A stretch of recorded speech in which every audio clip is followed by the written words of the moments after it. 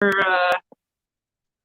hang out, and she hasn't messaged me. And then I texted. Oh, here she just really did. Oh yeah, she'll be right there. I'm gonna. Do you mind if I send Donna the link? Yeah, no, give her the link. That's fine.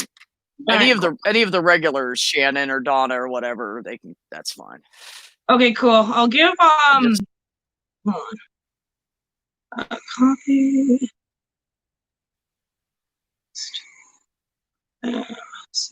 Aw, that was nice. What? I just got a new subscriber on my YouTube channel. Oh, nice. Do you know the girl that says, "Hey, Donna"? Do you know the girl that goes by Crazy Catnip? Have you ever seen her? Crazy Catnip? Yeah, Catnip. I've seen with her. K's. Or no, I see him, or is it him or her? Because I've seen someone. Her. Oh yeah, okay. Because I've seen. I know Crazy Look at the chat. That's her. Oh, okay. What's up? I don't even have the thing open. Sorry. Hi, Catnip. What are you doing? Hey. Oh, cool. I invited my brother. He's coming. Nice. Hey, Donna. Right. Catnip, you want to come up, or are you in quiet time because of baby? Her daughter just turned a year old. She's adorable. Oh my gosh. Happy birthday to your daughter. Congratulations. She has like these cheeks. You know, I'm Italian, so I see these cheeks and I just want to go, I just want to squeeze them. You know, I love babies. I really do. I love to like pick them up and hold them and cuddle them. And then when they pee and poop, I give them back to mom. And then I take them back when they're clean. And then I will play with them again. Yeah. That's the first time I've ever held a baby. They like shat. And then it was so funny because I must have been, oh my goodness, I think I was like maybe 8. And we were all at the cabin, and then my parents just like had their family friends over, and they just had this little kid who I ended up babysitting randomly. But anyways, so I'm holding her, I'm sitting down, and I'm not even old enough to like hold it standing up. So I'm sitting down, they put the baby on my lap, and I'm kind of holding it. I'm like, all right, this isn't that bad. And it was like, and I was like, Jesus, like, and I didn't know at the time like really what was going on, and all the adults were laughing, and then I'm like, oh, you can have it back. Oh, I was such an awkward little kid. That's good shit. And then my cousin, I was like the youngest one in the group growing up, and there was no babies that came into the family until I was 15. So my sister started having kids. Well, I'll have to say our sister because my brother's going to come on in a minute. But the oldest sister had started having kids. So then I was like, oh, I'm an aunt. I'm 15 and an aunt. Oh my God, that's kind of weird, right? But she's 9 years older than me. So I just started like, God, I just love those kids. I still love them. They're amazing. They're like 32 and 30, and they're tall, blonde, blue-eyed, beautiful. They're just beautiful girls. Oh, wow. Well, I shouldn't say that. They're won the genetic lottery. They really did. And they got like the best of my family. And their dad was a good-looking guy. Like, he was not ugly. He was an asshole. And my sister left his ass, but he was a good-looking dude. So he has good genetics. Good sperm. So one is 5'11" and the other one's 5'9" or 5'8". Oh yeah, they're taller than. They're like tall, beautiful. They're above average. I think average is like 5'5" for women. 5 or 5'5" or 5'6", I think. I don't think that's the average anymore, though. I think it's more like 5'8". There's some tall fucking women out there now. Really? Because I thought that. Yeah, I mean, I don't know. Look it up. All right, tell me. I'm on that phone, but where's my other phone? Let me kill my Twitter. It's dragging on my stream. Josh's phone. Where the hell did I just put that? I was literally I was just on it. Like 2 seconds. Oh wait, hold on. I feel something hard. No. Let me get you. I'll send you a link on Twitter, Catnip, if you want to come in. You can decide if you want to. If you don't want to, that's cool too. Yeah, absolutely. The more the merrier. Whatever. It's Saturday night, guys. Yeah, let's fill it up and have some fun. Oh my God, you guys! I'm so dumb. My phone is right in front of me. Jeez. Wow. I see. This is what happens when I don't drink. I didn't drink for 2 days, so my body's like, what is going on with life? This is the only thing I hate. Where I have my laptop, I can't see the little buttons underneath, like the settings and invite and stuff. Oh, right. So I have to like look around my laptop. But if that's the only thing I have to worry about, it's not bad. No, I got you, but like I was staring at my phone because it's on like the YouTube, so I can see the chat, and I'm on my other phone, which is just kind of propped in front of me because my laptop just sucks. And what's up, Shan? Shan's in the house. Well. Okay, so for you people that don't know, IQ's here too. Hi, guys. So Yeah. Doc and IQ and Catnip, just so you know, Ozark is Donna and Shan is Shannon. Yeah. And, well, you guys know my brother and you guys know each other, so. And then there's Randy. Hey, Randy, how you doing, buddy? What's up, Randy? And then Robert X. And then Inquisitive. Oh, and Robert B. Hi, Robert. And then Tony Design. Oh, I gotta say that. Hi, Robert, space, exclamation mark, exclamation mark. No, it's just how I type in the chat. They tease me about it. They started typing my name the same way I type theirs. I type everybody the same. I'm like, hey, so-and-so, space. Hi, Tony. The same thing that I do. Well, I do it in the chat because some people's names, if you put the exclamation marks next to it, it looks kind of funny. Right. So I want them to be able to see their name.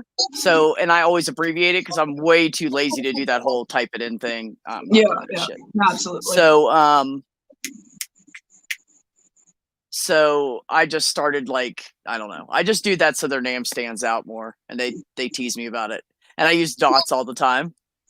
I don't know why. Like instead of a comma, I'll use like 5 dots.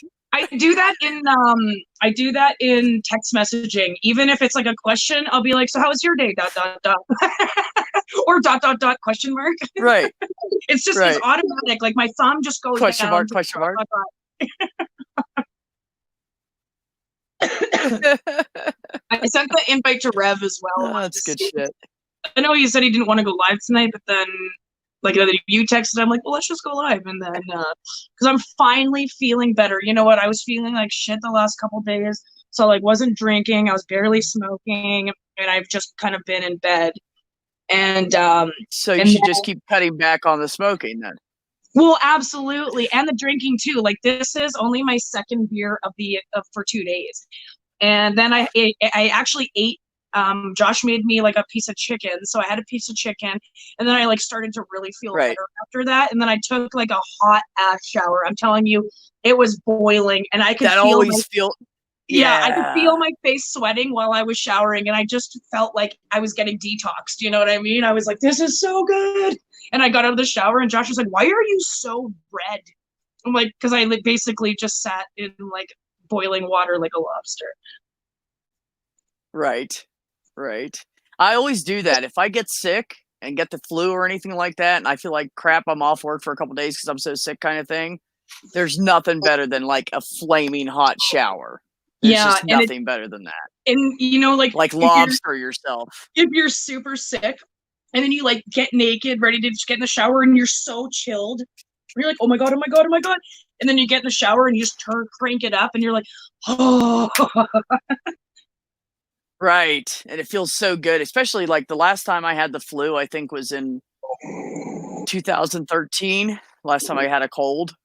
And I was sick for like 3 days and I just laid and just slept and just like drank fluids and just slept and I felt horrible. Yeah. And as soon as I felt better and I was like ready to go back to work, I jumped in that damn shower and I cranked that heat up and I would just, yeah, no kidding. Oh, I love it. Yeah, I felt like a million times better after that. I took my vitamins after the shower and I was like, it's like night and day difference. Hey. Hi, brother.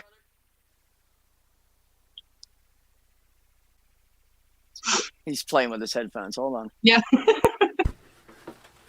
You did that so quick. Oh, peace. I love your name. name. I'm sorry. Yeah, I believe that the doctrine of churches should be demolished.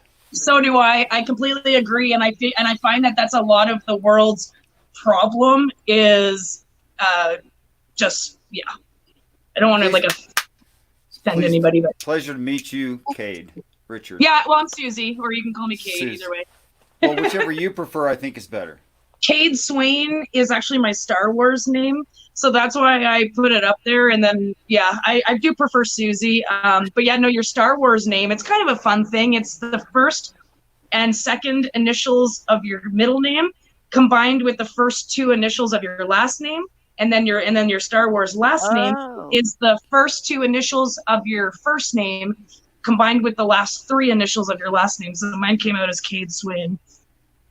Kima Reeson. Well, that's cool. Yeah. Mine would be Kima Reeson. Kima Reeson. Yeah, cool. Why not? Okay. Oh yeah, yes it would. How did you figure that? Like she was saying all that, and I'm trying to keep up, and you already figured your name know. out. I had to write it down, and I was like, it was like a crossword. I don't even know how he does that shit. He just does shit like that. Me brain likes the mechanical things. Well, okay, so I was just telling B earlier, I've been watching documentaries all day about like the beginning of the universe and the Big Bang and how it all happened. So then we went into like quantum physics and quantum mechanics, and I was just watching this, learning about it, and about how like particles can be made from nothing, but one like electron will always have an anti-electron, but then they have to like give it back to the universe right away, except for 1/1 billionth of a particle stays. So that's how the universe was created. The Big Bang had billions and billions and billions of particles and all these billions and billions of antiparticles, and then like kind of antimatter, right? And then just like 1 out of 1 billion particle would stay, and that's how the universe was created. It's just like so insane to me. I think it's just fascinating. Speaking of quantum weirdness and universes being created, isn't B awesome? Yes. Duh. Yeah. Oh, quit. Yes, she is. Quit. Yes, she is. Yeah, she was like, "You want to hang out and bullshit?" I'm like, "Hell yeah." Yeah. Okay. So here's the logical problem that I have with superposition of one part in a billion creating our present, and I'm not saying this has to be wrong. It's just something I noticed. What that requires is 1 billion times more energy in some other universe to have leapt to superposition into the point origin of the Big Bang. So somewhere there has to be a 1 billion time larger universe somewhere.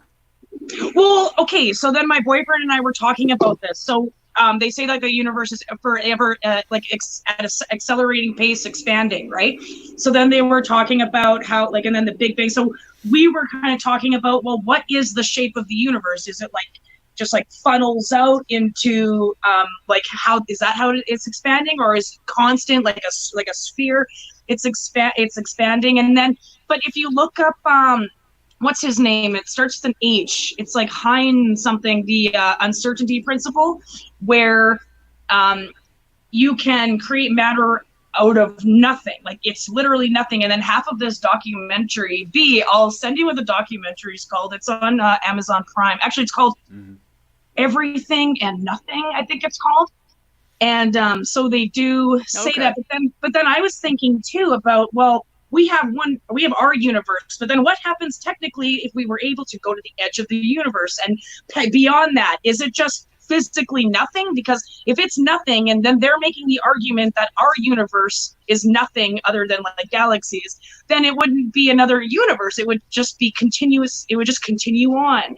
So it's so mind-boggling, and it's hard to. Yeah, Eisenberg. Yeah, that's what it was. The Eisenberg. As to the funnel shape representation of the expansion, you have to think of that as like an equator to the universe at the point origin, and then as it expands and moves from your right or from your left to your right, that's expansion over time. So it's not funnel shaped at all, and that chart's not trying to suggest it's funnel shaped. Mm-hmm. Okay. Well, we were more just kind of educated guesses, because I don't know.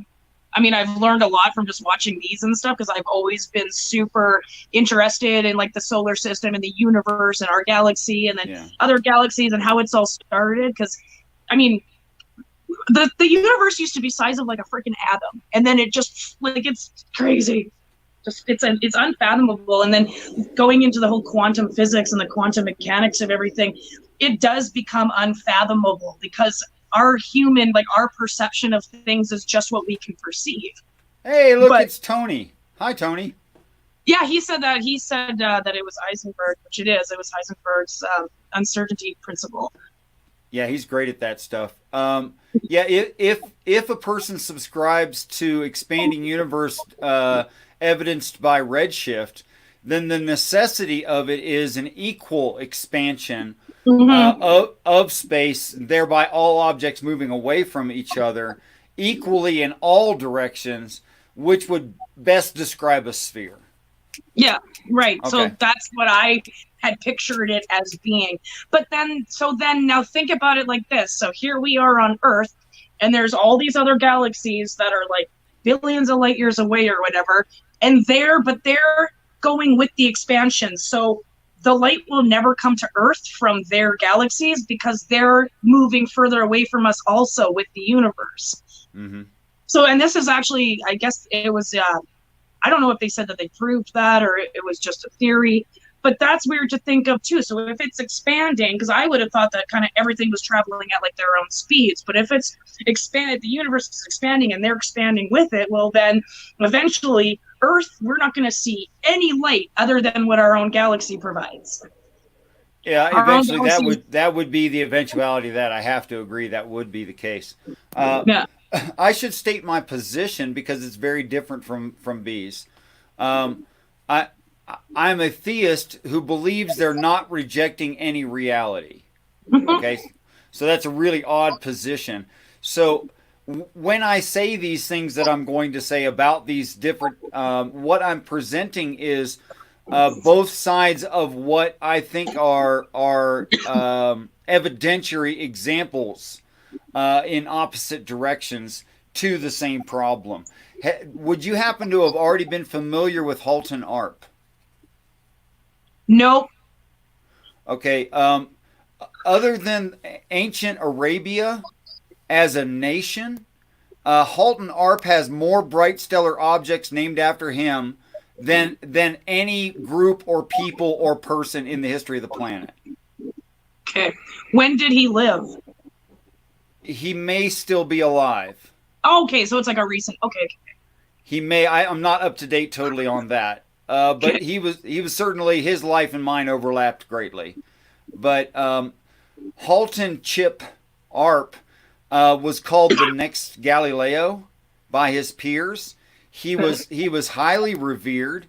When he filled the seat of Hubble under Hubble's telescope, he was very, very serious and studious and charted all these bright stellar objects. Thus, you'll find bright stellar objects named HARP all over NASA. In fact, it'll be 50% of what you get on a NASA search for the word HARP.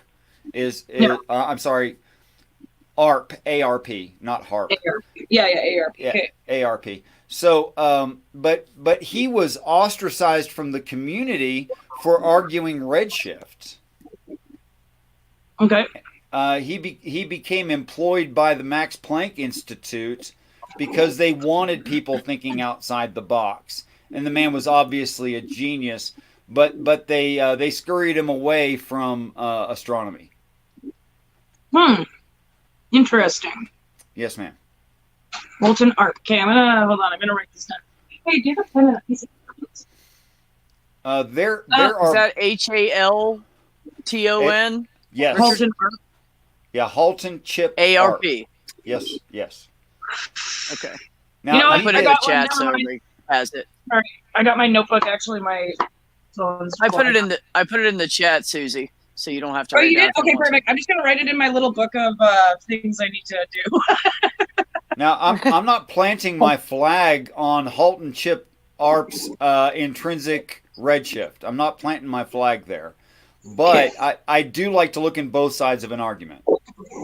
No, absolutely. I'm the same way. I don't Yeah. just believe one thing unless like I hear all different areas of like theories and stuff like that. Like that's kind of where I am with like religion too. I don't like I'm an atheist. I don't believe and like hey, oh by the way, B, I meant to tell you. So agnostic is not believing that there may be a higher power. Agnostic is maybe God does exist, but so you're not like completely ruling out, but you don't believe in it. Like they're saying like that. I just heard that on a TV the other day. I didn't look that up. So maybe you're right, maybe they're right. I don't know. I don't believe everything I watch on TV anyways, but The word sorry, go ahead. no, I was just gonna say like I don't believe in. That's why I'm so into like the universe and how it all started. Because I mean, I've got people trying to argue with me that evolution never doesn't exist, and I'm like, are you like and just crazy stuff like that. And I don't want to like offend anybody that's watching if that's how you feel, but Well, of course, definitions of words are descriptive and not prescriptive. The definitions say how we normally use it. So what a dictionary does for us is it makes commonality of terms so that we can have better communication, and that's the whole idea of it. But the word agnostic is ag as an anti and gnosis meaning knowledge. So it's a claim of no knowledge. It's saying I don't. It's literally saying I don't know. Yeah, that's what Tony is saying. He said agnostic is saying we can't know, like we can't know, and yeah. And wasn't that's why no, go ahead. That's why I classify myself as agnostic, because there's got to be something. I just don't know what it is. Well, I believe in the universe, but I have no proof of it, so I don't believe that it does exist necessarily. I need something put in front of me and someone to say, "Oh, here, look, here is the proof," and then I'm like, "Oh, yep, yep, okay, I believe that." That's why science. I just can't. I don't have that faith thing like a lot of people. I just don't have it. That's why science is so great, because it is facts. I mean, there's tons of theories. Don't get me wrong, but science, like from what we know, we can factually support them with evidentiary, like evidentiary support or whatever. On a lot of it, like everything that has to do with space, on the most part, is kind of theoretical. Like I'm talking about interstellar space. Okay, I'm not talking about our solar system or our galaxy. I'm talking about like interstellar space, the Big Bang Theory, and it's so crazy because like static snow TV. When you like hit the wrong channel, I mean, people nowadays might not see that so much, but like when I was younger, I had to go on like one channel. I had like 4 channels, and then all the rest were like. Back in the day, when there was still dinosaurs around. That's the universe translating light waves into microwaves, and that's hitting your screen. So like what do they say, like a fraction of a percent is like from like the Big Bang, whatever happened, like the light from there. And that just like really, like it's kind of unfathomable, like to even think that. So you're just watching static TV that's light waves from the outer space being translated into microwaves. What translates the light into microwaves? I don't know. The satellites, I think. You were just talking about an antenna TV without satellite, and you said an antenna TV can pick up microwaves that used to be light. Yeah, I mean, hey, listen, I'm just saying, I'm not like a teacher or professor on this or anything like that, but that's what this like scientist or whatever his name was, I don't know, he was like an East Indian name. It was like something. Hold on, I got it actually. I'm not good with names either. I have to work really hard to remember the ones I have. I can't remember shit all either, especially when. Oh, look, we got KCA Randy, Inquisitive Quandary, Ozark Oracle. Apparently, Doc Fearsome is hanging around somewhere. Wow, you're popular. I just put it on Twitter. Anybody want to join? And put it on Twitter, that's what happened. Shut up. And I have more subscribers than you in 1/4 of the time. Yeah. Well, Donna oh my god. Donna said she was going to join the panel when her weirdos go to bed. Right. Right on. So, from what I understand, and correct me if I say something amiss, because I appreciate that, because I'd rather be right than comfortable. Yeah, absolutely. I believe in that.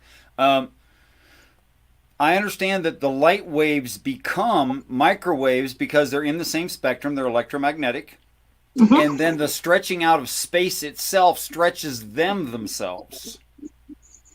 Because what? Okay, wait, hold on. So you're talking about the waves itself are stretching out. Because okay, that could be, but like what the way that I heard it, or because some of these shows I just miss a lot of it because I start thinking in my own brain about what it could be, and then I just like completely block everything else out.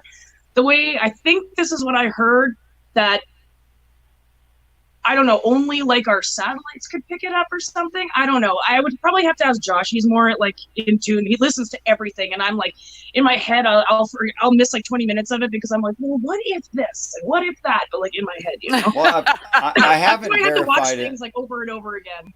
I haven't verified it, but I've heard people tell exactly the same story as you and claimed that it happened on antenna TV before there were satellites. So I don't know. Yeah, I'm not even sure. It's probably like, I mean, it's an antenna. It's still picking up shit from outer space. Okay. So I mean, if I'm assuming. if the Right? idea is no, I think you're right. That is what we're seeing, or actually hearing in static on a television, back when there could be static on a television, Yeah. is microwave signal from outer space that was at one point further up the spectrum, and was probably light or maybe even gamma rays when it started out. You know.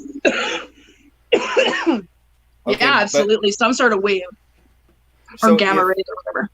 So if that is true, that space is expanding and stretching these electromagnetic waves into lower spectrum, and that would be necessarily true if redshift is correct, right? Mm-hmm.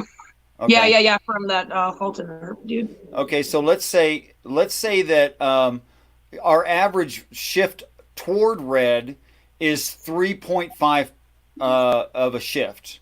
Now that's 3.5 out of 10. That's what that 3.5 means. Okay. Okay. So in the example of the raisin bread, and the raisins are universes, or I'm sorry, are galaxies, Yeah. or bright stellar objects. That's what the raisins would represent in that. And the bread is rising and expanding in all directions simultaneously, thereby the raisins all get further apart, if that's true. Mm-hmm. But it's also true that 3.5 is roughly 1/3 of 10. That's also true. And if the whole scale is 10, and that's what that's suggesting of the visible light spectrum, Yeah. then how many distances of 3.5 could we see? Well, yeah. 3. You can see like 3. 3. Okay, so 3. So you're talking about seeing light, like physically seeing it. Right. However way we can study it, still being like telescopes, whatever, like machines and shit. So if you go all the way up to it started at gamma ray, right? Then you can have 7. And if you go all the way down from gamma all the way down to AM radio, if you go all the way down to AM radio, you can get, I think it's 11 of them. You can get 11 distances. Wow. That's all you can have. Okay.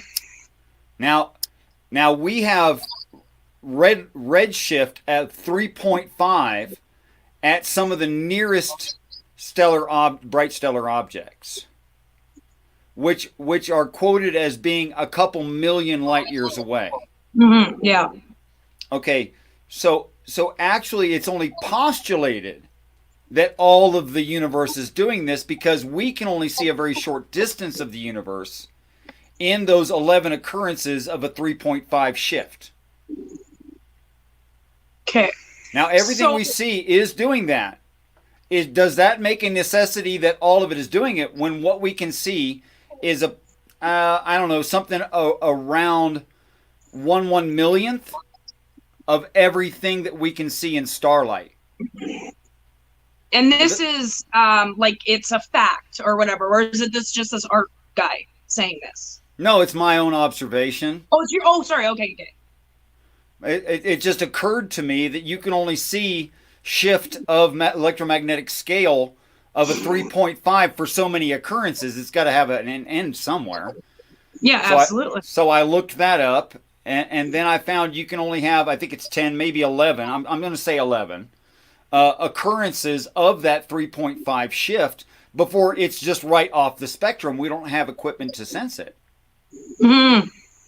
And that's going from all the way to the top at gamma, all the way down to the bottom at AM radio.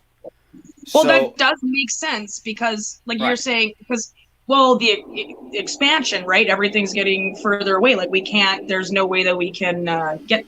That's what they even said. They're like, it's impossible. Like once it's gone because it's expanding at a further rate than we're moving technically. So if you think about it, like the light's coming to us, but it's also moving away at a further, like the star itself at some point started moving further away than Earth was even like a planet.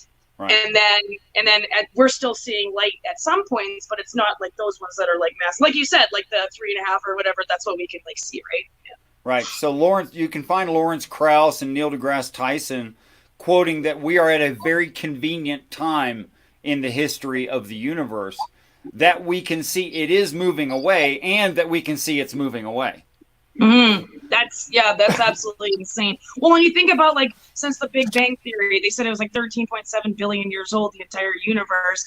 And I mean, that's a lot of time for them to be like moving out of the way since even Earth was, became a thing, and even like any life on Earth for that example too. Like humans had to be a thing before we could start studying things. I mean, that's just what it sounds. Yeah, it's kind of a necessity. We have to be like conscious of our environment and stuff like that in interesting ways. Yeah. So, Richard, I have a question for you. This is my way of making you pause. I point at people. Do you not think that Susie would be like an awesome scientist? She's already brilliant, and she watches this stuff and she just has it. Well, I was telling Josh, I was like, well, I go into climate science. I could have gone into quantum physics if I had learned it all like at a younger age and like gone through the notions and like the teachings and stuff like that. Like, learn it now. I mean, I could learn it now, but not. Yeah, I know. What are you dead? I mean, come on. Not like Manda knows stuff where it's like she's just like and I'm just like, whoa, I cannot keep up with you. You're like way too smart. Yeah, well, I mean, if you had that many degrees, you could be like that. However, did she learn that stuff? Yeah. Something about college or classes. I don't know. I don't believe in it. It sounds familiar. No, I would love it. That kind of stuff like just fascinates me. I love it. I happen to have known a woman who had 7 kids, and once the kids got a little bit bigger, she went back to college, and like all the college kids called her mom, and actually it was quite sweet and endearing, and they really truly respected her. And because of her maturity due to her age, she took the classes very seriously. She did very well because she wasn't 19. Yeah, exactly. Where you're actually now you're like, I want to learn this. Hell, like this isn't even school for me. This is like freaking like a pastime. Hint, hint, hint. Oh, you're right. Yeah. Okay, no, I did get that. Yeah. Okay. That's why I'm like, you planted the seed there, Richard. And I'm Okay. All right, so let's take the evidence that we have in redshift in the little tiny pocket that we see. Okay. So let's say of the 16.3 billion light years across, we can see that for about 10 million light years or 11 million light years or even 30 million light years. That's not touching a billion. That's not close to a billion. So even if I said it was a billion light years across, that would be 1/1/16th of the diameter. Yeah, that's insane. Okay, so if I had a sphere that was 16 billion light years across, and I got a second sphere, and it's 1 billion light years across, which is way overestimating, by the way. How many of the 1 billion light year spheres will fit in a 16 billion light year sphere? Sorry. Well, one. What? I don't know. No, I wasn't even the actually. big I'm sorry. I one- wasn't even listening. hold I was on. reading the chat. The big one's 16 billion, and the little And one the is small 1 one billion. is 1 So billion. if you take that sphere and put it inside the other one, how many of those spheres can you get in there before you run out of room? Well, Right. 16, you would think. 16 across. Oh, but then, like as a sphere, so then you have to multiply 16 by like whatever. What is a sphere's formula? Right? And Well, a then sphere you have to, and you only figured that as a circle. Now you have to finish it. Now you have to do it like a 3D object. It's not That's just right. in a flat plane. Yeah, So no. literally hundreds. Yeah. Okay, if I had a sample of 1 Well, in there is a 100, formula for that, and I used to there know. is. Freaking But y even equals just a mx gross plus b. estimate. Let's say 100 fit in there, and it's more than that. Okay. Okay, Yeah. it's more than 16 plus 16 plus 15 plus 15 plus 15 plus 14 plus 14, and that's only a circle. Yeah. Okay, so it's literally over 100 easily. Okay. Mhm. Okay, so if I had a sample of 1 in 100, and I said to you that was 100% true for all of it,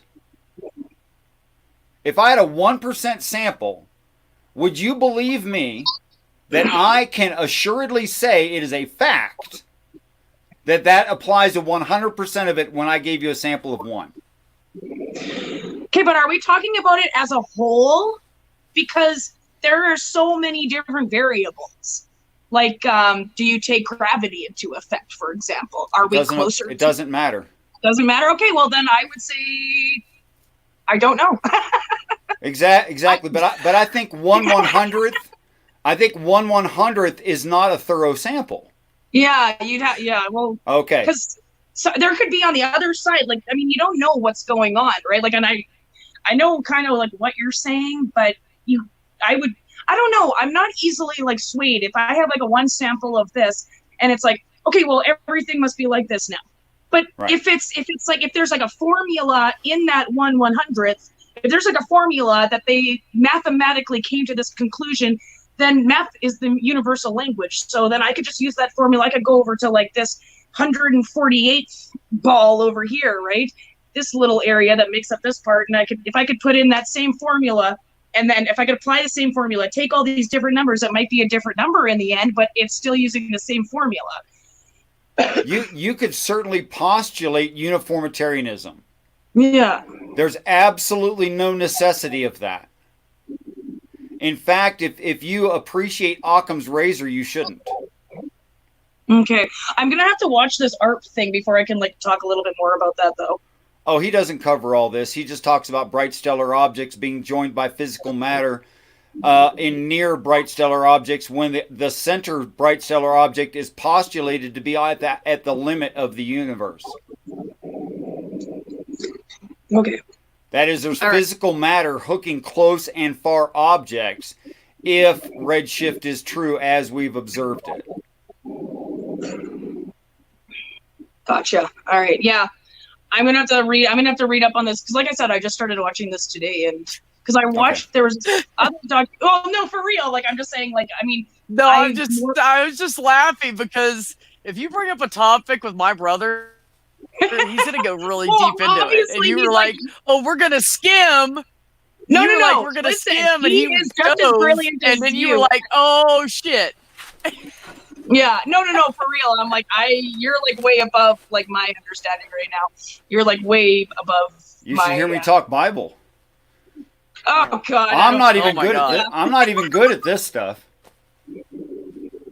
He goes. He dives I'm really not even deep. good at this. Is the stuff I don't really love. You don't love this? Oh, I see. I got you. I mean, I like it, but I don't love it. I don't have a You're- passion for what I'm talking about right now. You know? Yeah. See, I don't know. See, I've been confirmed. I've like somewhat read the Bible in like Sunday school and stuff like that. I grew up Anglican. I went to a Catholic school. But I'm not, I'm not very, I know I don't believe in it, and that's kind of like where I stand on it. I'm very open-minded to like hear people's opinions and stuff like that. Sure. But I know where I stand, and it's not something that, I mean, I do like religion in the way of like ancient religion, like how different cultures and stuff like that like perceive religion. Like ancient Egypt is like, fuck it, I love it. And let's like talk about ancient Egypt. Sure, but I'm just gonna grab a beer though, and I'm gonna run to the washer. Give me 2 Yeah. And I'm gonna wipe the sweat out from under my armpits because you just put me on the hot seat. That was sexy. Thanks for sharing that. Oh, Susie's great. She cracks me oh my god. She laugh is so hard. Really bright and quick. She really is, and she just doesn't. I don't think she sees her potential, so that's why I asked you, because it's somebody that doesn't know her. It's objective, you know. So, I mean, I've been hanging out with her. So everybody was asking where she's from. So RevToast TV does a stream pretty much every night and plays Quiplash and all that murder trivia and stuff. And I got Amanda on the other night, actually. She was up and Matt Pig was asleep, and she jumped in, and we all played games for a few hours and stuff. So when I come home at night, nothing else is going on YouTube. Rev is usually on there playing games, so I jump on with them all the time. So all you guys that don't know each other, so Shan and Donna and Susie and a handful of other people, we always hang out at night. And then for those of you that don't know the other people, all of these guys I met through Math Pig. Except for the one underneath of me, and I met him through Mom. So, right. Yeah, it seems to be the same way for me. Yeah. Right, I agree. Or at least I can't prove otherwise. She keeps sticking her head out by the screen, and then she looks at me like, "Can I do this? Or are you going to stop me?" What is it? You're a female cat? Yes, of course. Yeah. Of course it's her. The curious one. Yeah, Jameson doesn't try to get out as much anymore since the dog chased him around for 30 minutes. It was off-putting to him. Imagine that. So, yeah, isn't that interesting? So not really a dumb animal unable to learn things then. No, he learned. It was one time. He got out one time and got away from where I couldn't see him, and the dog found him. Well, it was the 4th time he's ever got out, but yeah, it cured him. Yeah, right on. That was the night that I decided I needed to have a custom-made screen door, because I was out there in boxers and a t-shirt with sandals on, running around where those little sticker things are in the high desert. Anybody that knows about that, those little fuckers hurt. Oh, those are lovely. And so by the time I got done, I had like 5 of them in my shoes, and yeah. But be very careful using the words Shan and Rev in the same paragraph, and I'll tell you why. There is a okay, so avoiding the true Scotsman fallacy, they are Christians. Okay? And they have YouTube channel, and they have a pornography channel. That one got you right. No, sorry. I was about to say something, but then you were talking about Shan and Rev. Yeah, Shani and Rev are like the names. Porno for God. And Shani and Rev sound a lot like Shan and Rev. And those are 2 words you use describing this other channel. So be sure to be definitive. So he said just... You don't want to be... just watch who you're associating. You might say that, and someone thinks you're associating with something else. Right. So I just wanted to bring that up for clarity. Yeah. I was just sending the stream to Rev, because if we're gonna talk ancient Egypt, like he would love, because he's like more passionate than even I am. Like he is like, I just watch documentaries and I'm like, this is fucking interesting. Like I love it. And then that's kind of just like all I do actually every single day is just watch documentaries. But this fucker Rev has like a map of the world in his head. Yeah, oh my god. And we he's have insane. questions on murder trivia, and it'll say, what island is off the coast of such and such? And it gives you 4, and that fucker gets it right every time, man. Like, he knows that shit. Well, don't forget, though, he also plays it like every single day. And it's like also plays what? Yeah, but some of those are ones that you rarely see, and he'll still know the answer if it's geography. Yeah, and then he'll be like, oh, it's like right beside this place and this place, and this is what they did in this place. And I'm just like, Jesus, Rev, like, go back to school or something, because like you should really be doing more than just drinking on your couch all day every day. Well, I mean, he's furloughed right now. No. Give the guy a break. He does work. No, totally.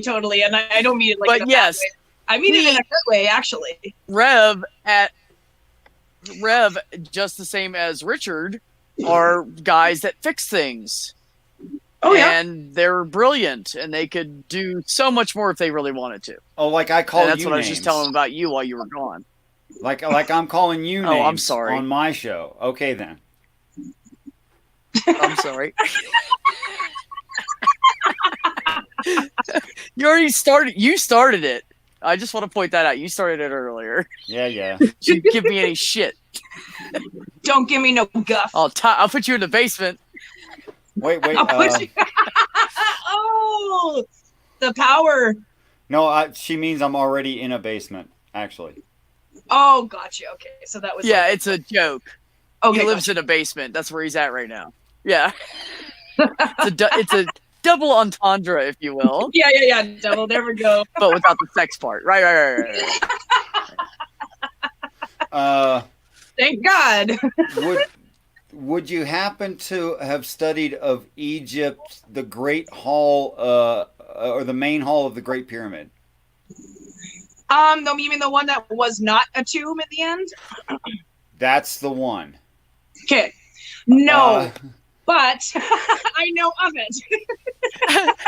She said that and then goes, no. I know nothing about it. No, I've heard of it. I'm just telling you, honestly, everything that I know, I just like absorb like little bits and pieces of it. But if somebody says something like, oh yeah, I definitely like heard about that at some point watching this documentary or whatever. Like I've seen the whole Harry Potter series that way. Through people's stories and commercials, yeah. Yeah, okay, I've never watched Harry Potter. Never like Napoleon Dynamite when it came out, I thought I saw the movie because everybody was like, "Oh, my lips hurt real bad." Like, and I'm like, "What the fuck?" So they have what they call in the main hall a series, and it has the symbols of the zodiac on it, and it's called. The growth of man. Okay.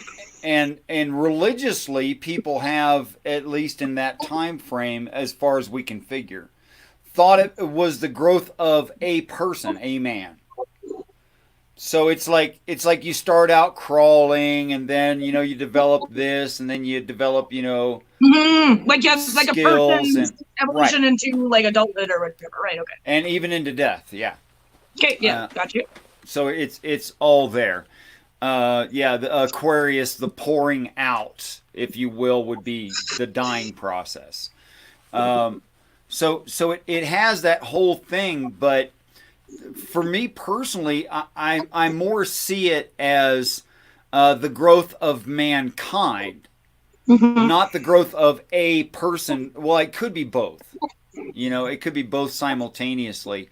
If you speak in definitive enough but vague enough terms. I feel like I know this. Wasn't like Anubis was the one like right at the very end, because he's like the god of the afterlife, right? The judge with the balances, yeah.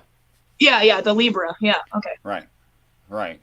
So I see that, and my studies of spiritual stories set me on a path to investigate certain things like that. Okay. So I'm not good at remembering numbers, but if I work hard enough, I can memorize. So if you're going to be impressed by me saying this, know that I said this to myself like 30 times in a row so I could do this. It's true. Numerical sequences and me don't get along at all. So, Okay. according to NASA, an Earth year is 365. You know that, right? Yeah, yeah, yeah. 0.25, that's leap year, and you know that. But you probably Yeah, don't like know once the every 4 part years that's we have an left extra. over. Yeah, but you probably don't know the part that's left over. Most people don't know there's a bit left over after that. Okay, so enlighten me. It's actually 0.250138888 days. 0 point or is 0.2501388 days? Or point two five zero. 0.250138888, and that's the end. It 888. doesn't repeat. The 888 doesn't have an infinity symbol over All it. right, so it's just 888. 888 cut off right there. That's where it actually stops. And because of how difficult it is to break atmosphere into space, and getting the angle just right's really important. NASA figures it at 0.01188 seconds per day over a year, over 24 hours. Okay? Yeah, yeah, yeah. And that's why your grandpa's watch becomes wrong over time. Oh yeah. Oh yeah, that's why. I thought he was just cynical, but whatever. No, Just because kidding, I'm kidding. because the gears can't account I for thought the. he was just cynical. I mean senile. I meant senile. I Yeah, don't that know too. why I said cynical. Sorry. Oh, that's Well, funny not that he's too. not- Both of them are funny. Not that he's not, or was not, but yeah, well, he's not nothing Cynical. anymore. Cynical, like I want to be early, so I'm going to set it forward. But then I forgot how much I set it forward. So when I set it back, because I changed my mind, I put it to the wrong time. Cynical. There you go. Yeah. That is so That's exactly where my brain went. Was him worried about the time. Right. I'm almost old enough to start doing stuff like that. Pretty close. Yeah. So what that does is it causes reverse progression through the zodiac. So literally, if you start, Okay. go ahead. So is that why, like a couple of years, sorry to interrupt you, I'm really sorry, but I just want to, a couple of years back, they said that I think they were talking about that exact same thing, and they were like, everybody has a different zodiac sign now because of this. Yes. In fact, this is not the month nor the day that you think it is. Yeah, right. Okay, that makes sense now that you explained it like that. Yeah. Okay, so since in 365.25 you fall just short of a circle, Mm-hmm. so you're like going tick tick tick tick tick tick tick tick backward through the zodiac.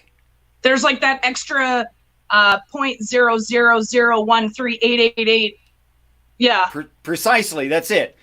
Okay, Yeah. so what that turns out to be is 30 degrees every 2,160 years. Now, does 2,000 years sound familiar to you? 2,000 years. Yeah. That was like 2000 BCE, because 2000 BC was the ancient Egypt when they were all in the Egyptian dynasty. Ah! Boom! My Boom! big bang in there. Yeah. Okay. Yeah. Well, Okay. Yeah. Okay. So the scholars estimated it 2,000 years, but technically it's 2,160. Mhm. But we switched from the Julian to the Gregorian calendar 2,020 years ago, Okay. and we haven't changed it. Yeah. Which means it's not the month you think it is. Yeah. Well. So if you did all that math, which I'm sure you probably have, what Let her month sit on it for a minute. I didn't have to. Somebody else already did. I just looked it up. Oh, okay. So what did they say? Like, what is it now? Because it's gonna be like a very crazy difference. Okay, so it's about a month wrong. Okay. Our calendar's about a month wrong, not quite a month wrong, but it's about a month wrong now because 2000. It's just short by the 160 out of 2000. Okay, so it's almost a whole month wrong now, And the reason I say that we don't know what day of the week it is because in the switching from one calendar to the next, they actually skipped forward 10 days, which does not divide evenly by 7. So Okay. it's actually 3 days. The actual date is 3 days ahead of what you think it is. Huh. So Yeah. So we can stop arguing over what day the Sabbath is. It's not even Saturday, it's Wednesday. Well, yeah, but yeah. Okay. That makes sense. Yeah, if you want to call it Saturday, you should celebrate it on Wednesday. Yeah. Funny, right? I don't celebrate. No, I mean those who do. I don't celebrate. Those who do. Yeah. I don't do it either. I don't even celebrate Christmas, to be quite fair. Like, I really don't. It's just another day for me. So I think it's true when we look at archaeology, as far as we can tell, that people at first were so to speak crawling. Yeah, and then absolutely. learned to walk, and then learned tools, and at some right. point, right? And then we eventually got bipedal, and that's how we were all kind of evolved. I was starting with a gregarian society, actually, at full hominid is where I was starting. Okay. Sorry, I thought you meant like all of the evolution. No, I mean like metaphorically crawling. Okay. Oh, yeah. Okay, got you. I mean, if you look at the hockey stick of technology, it was very flat for a really long time, Yeah. Okay. Yeah. So I think that's what it's talking about. And it makes sense to me in 2000-ish year time frames. And that is actually true in reality. That's actually what happens in our solar system with our Earth. So it seems funny to me. Are you familiar with Zeitgeist on religion and why it's flawed?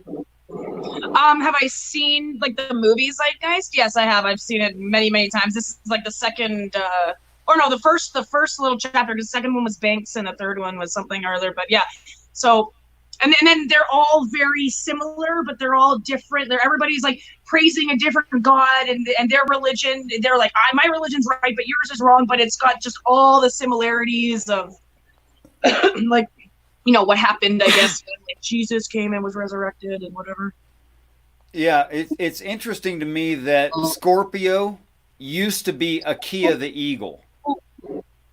A key of the eagle, okay.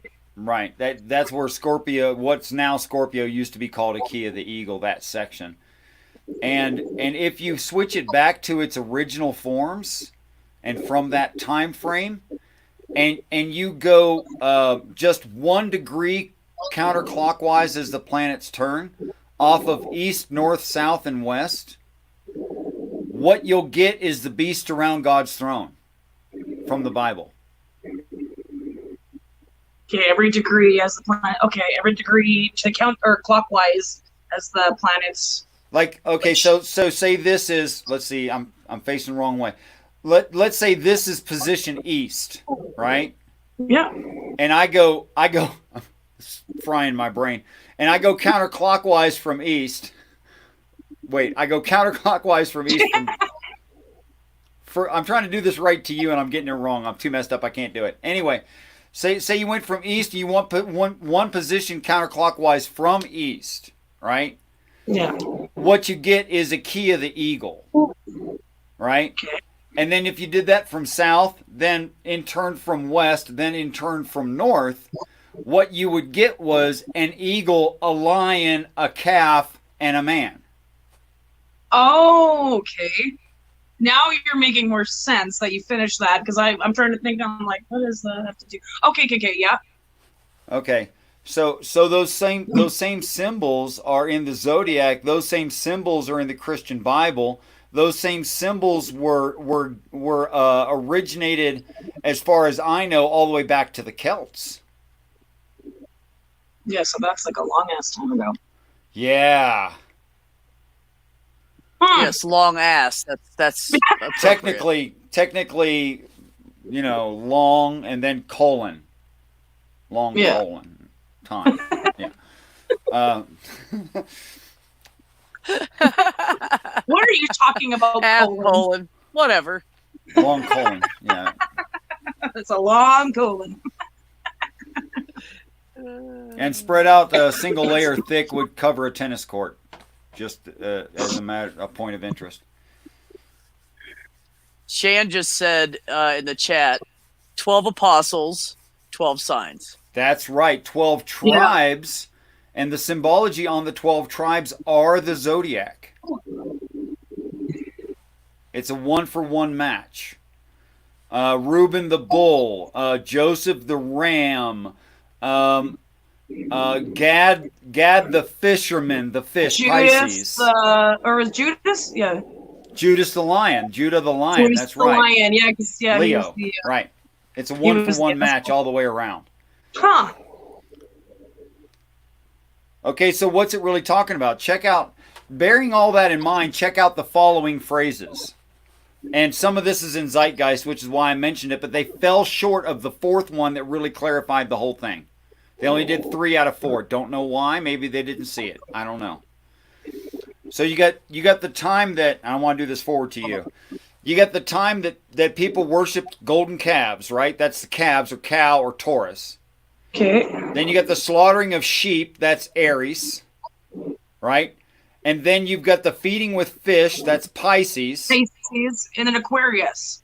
Aquarius is the next one, and here's a quote by Jesus from the Bible. The 12 apostles ask, how will we get to the upper room? He says that's easy. You go through the gate to the city. You follow the man carrying a pitcher of water. He will take you to the upper room. How do you like them apples? What, shouldn't there be 4? That was the fourth one. The fourth was the Taurus, upper, or the Aries, Pisces, Aquarius. Okay, say them again. Sorry, I'm getting all fucked up here. So the first one? Taurus. First one's Taurus, yeah, and then the next one was Aries. Aries with Moses. And then Pisces, and then Aquarius. Pisces right. with Jesus. And then the culmination, the finishing of it is Aquarius. See, the word gate means the limits of a constellation within the zodiac. Mm-hmm. The city means the zodiac sign itself. So in the gate, you go into the city, you follow the man carrying a pitcher of water, he will take you to the upper room. There you go. It's totally astrology. Well, and that's why, the fish symbol is for Jesus, right? Yeah, that's why. Yeah. Yeah. It's crazy stuff. I will man. be with you even to the end of the age, for an exacting quote. Yeah. Yeah. Till the age of Pisces ends, and then the age of Aquarius begins, or whatever. That's right. Yeah, I remember that in that movie. I haven't seen that movie for like a long ass time, but I remember that all like the similarities and just every different kind of like whatever god you're worshiping or whatever god you're worshiping. It's always, and it's all symbolic too. Which is another, I don't know. Like, it's another thing where I'm like, I don't believe like in all that crap, because I'm sorry, I didn't mean to call it crap. Just that's how I talk. I'm very improper. But like, but like, everything. Thank God. You know what? Thank God he has no one in his life that is ever improper. Right. Because he has me all the time. You're not shocking him. Trust me. Oh, I'm set back on my heels now. I am telling you. Oh well. Just threw me off. I don't know what to do now. But yeah, everything is just so much of a coincidence, and it's not. I mean, what's the word coincidence mean? Like how all of these religions and people are like, my religion is right, my religion is right, my religion is right, but you're still like worshiping something. You're still you've got your own religion. You're worshiping a god. I mean, Catholics are like, no offense, they're like the worst. I mean, I know because I went to school with them, and so did you, B. And I don't know if you did too. No, we were Catholics growing up. I know, that's what I'm saying. Like, no offense or whatever. Yeah, but like we didn't just go to school with them. Just, like, I was raised Catholic. Worst. I dated this guy. He was like a hardcore Catholic. I and I was living with him at the time, and I came back and I was like fucked on drugs or whatever. And then he tried to perform an exorcism on me because he thought that the devil was inside me. So he had a crucifix about this big, and it was like this thick, and he stuffed it down my throat to like here. So the wooden like little corners like cut my throat on the way down, and I was choking. I was like choking up blood, and he's like, fucking devil, I rebuke you, and get out, or like, who is there? And I'm just like, what? I'm struggling to breathe here. Like, I had to grab my phone, and I'm like, I call 911. Like, this guy was like a fucking crazy person. Every single thing, like, someone scammed him out of $7,000 once because he's like, Jesus would want you to. Like, Jesus will repay you. You know that, right? And he's like, you're right. Here's $7,000. And he was okay, just that's certifiable. No. Like every single thing, like if someone says, okay, so he told me like happy birthday once, and I was like, oh my gosh, thank you. And then he's like, how are you? And I'm like, I'm all right. Things in life are kind of a little rocky. And then he was like, all you need to do is pray. God has all the answers, man. And it's just like this whole long list of like prayers and blessings and how I should worship God because he has my past for me. And and every time he says that to me, I don't know if I'm just weird. It makes me so mad.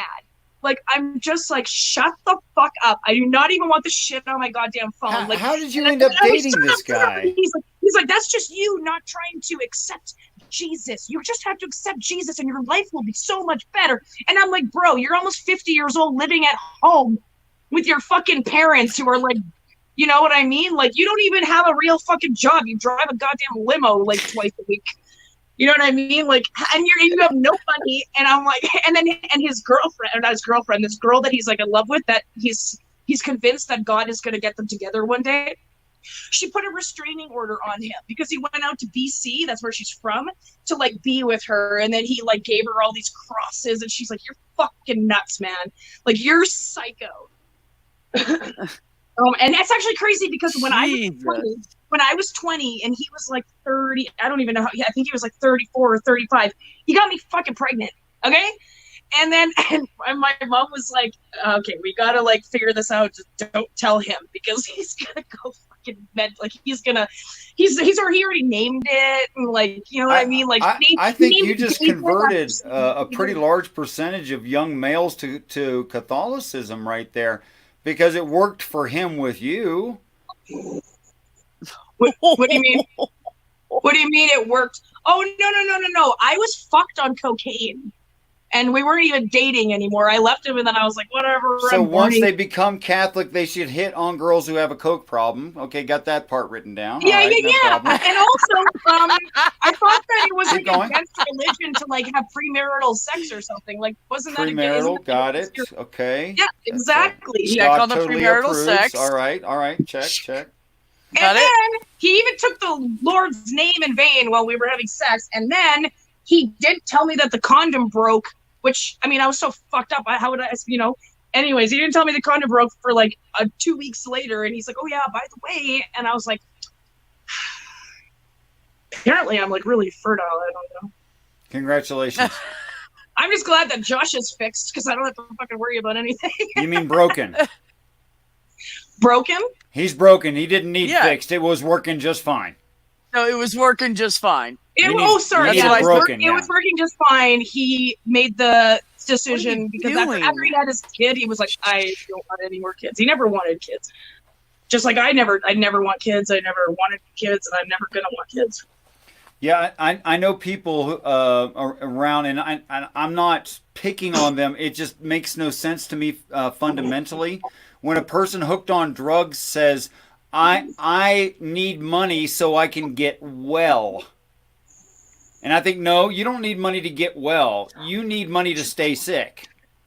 That's what you should actually. That? Oh, around here, that's an expression. Oh, I see. Okay. Oh, yeah. They say, oh, I need to get well, which means I need another of whatever I do. I need to get my next fix. That's stupid. Right. Yes. Yeah, so they say it.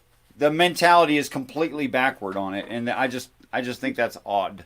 Well, I used to be addicted to drugs when I was like in my early 20s. I was addicted for like a long ass time. I was doing like 8 grams of blow a day. I weighed like 85 pounds. It was just like a really bad time in my life. What? You think?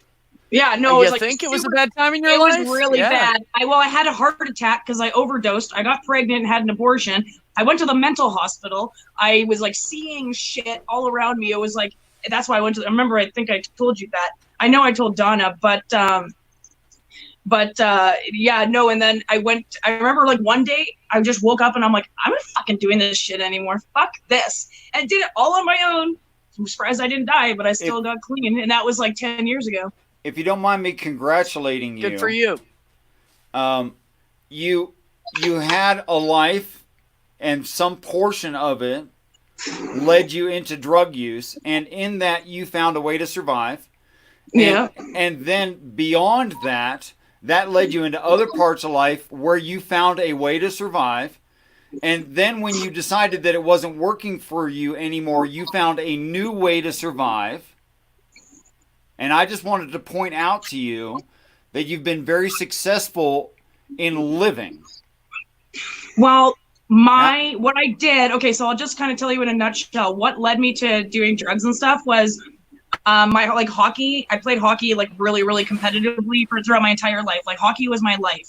And I was like scouted for Team Canada. I was going to go to the Olympics. I was actually playing for Team Canada under 18. I played for my university hockey team. And then I got into like a really bad car accident. And I wasn't driving, but we were going 140 kilometers an hour on a gravel road and boom, into the ditch. We flipped end over end 7 times. Should have died. Anyways, my dad and I were like best friends. After that, the doctor wouldn't give me a release to play hockey anymore. And he always was convinced that my heart just wasn't in it anymore. So he kind of like disowned me for a while. So then I was like, well, fuck. And then I started doing drugs. Like I was just like super depressed. I dropped out of university. I was like, fuck it. Nothing matters.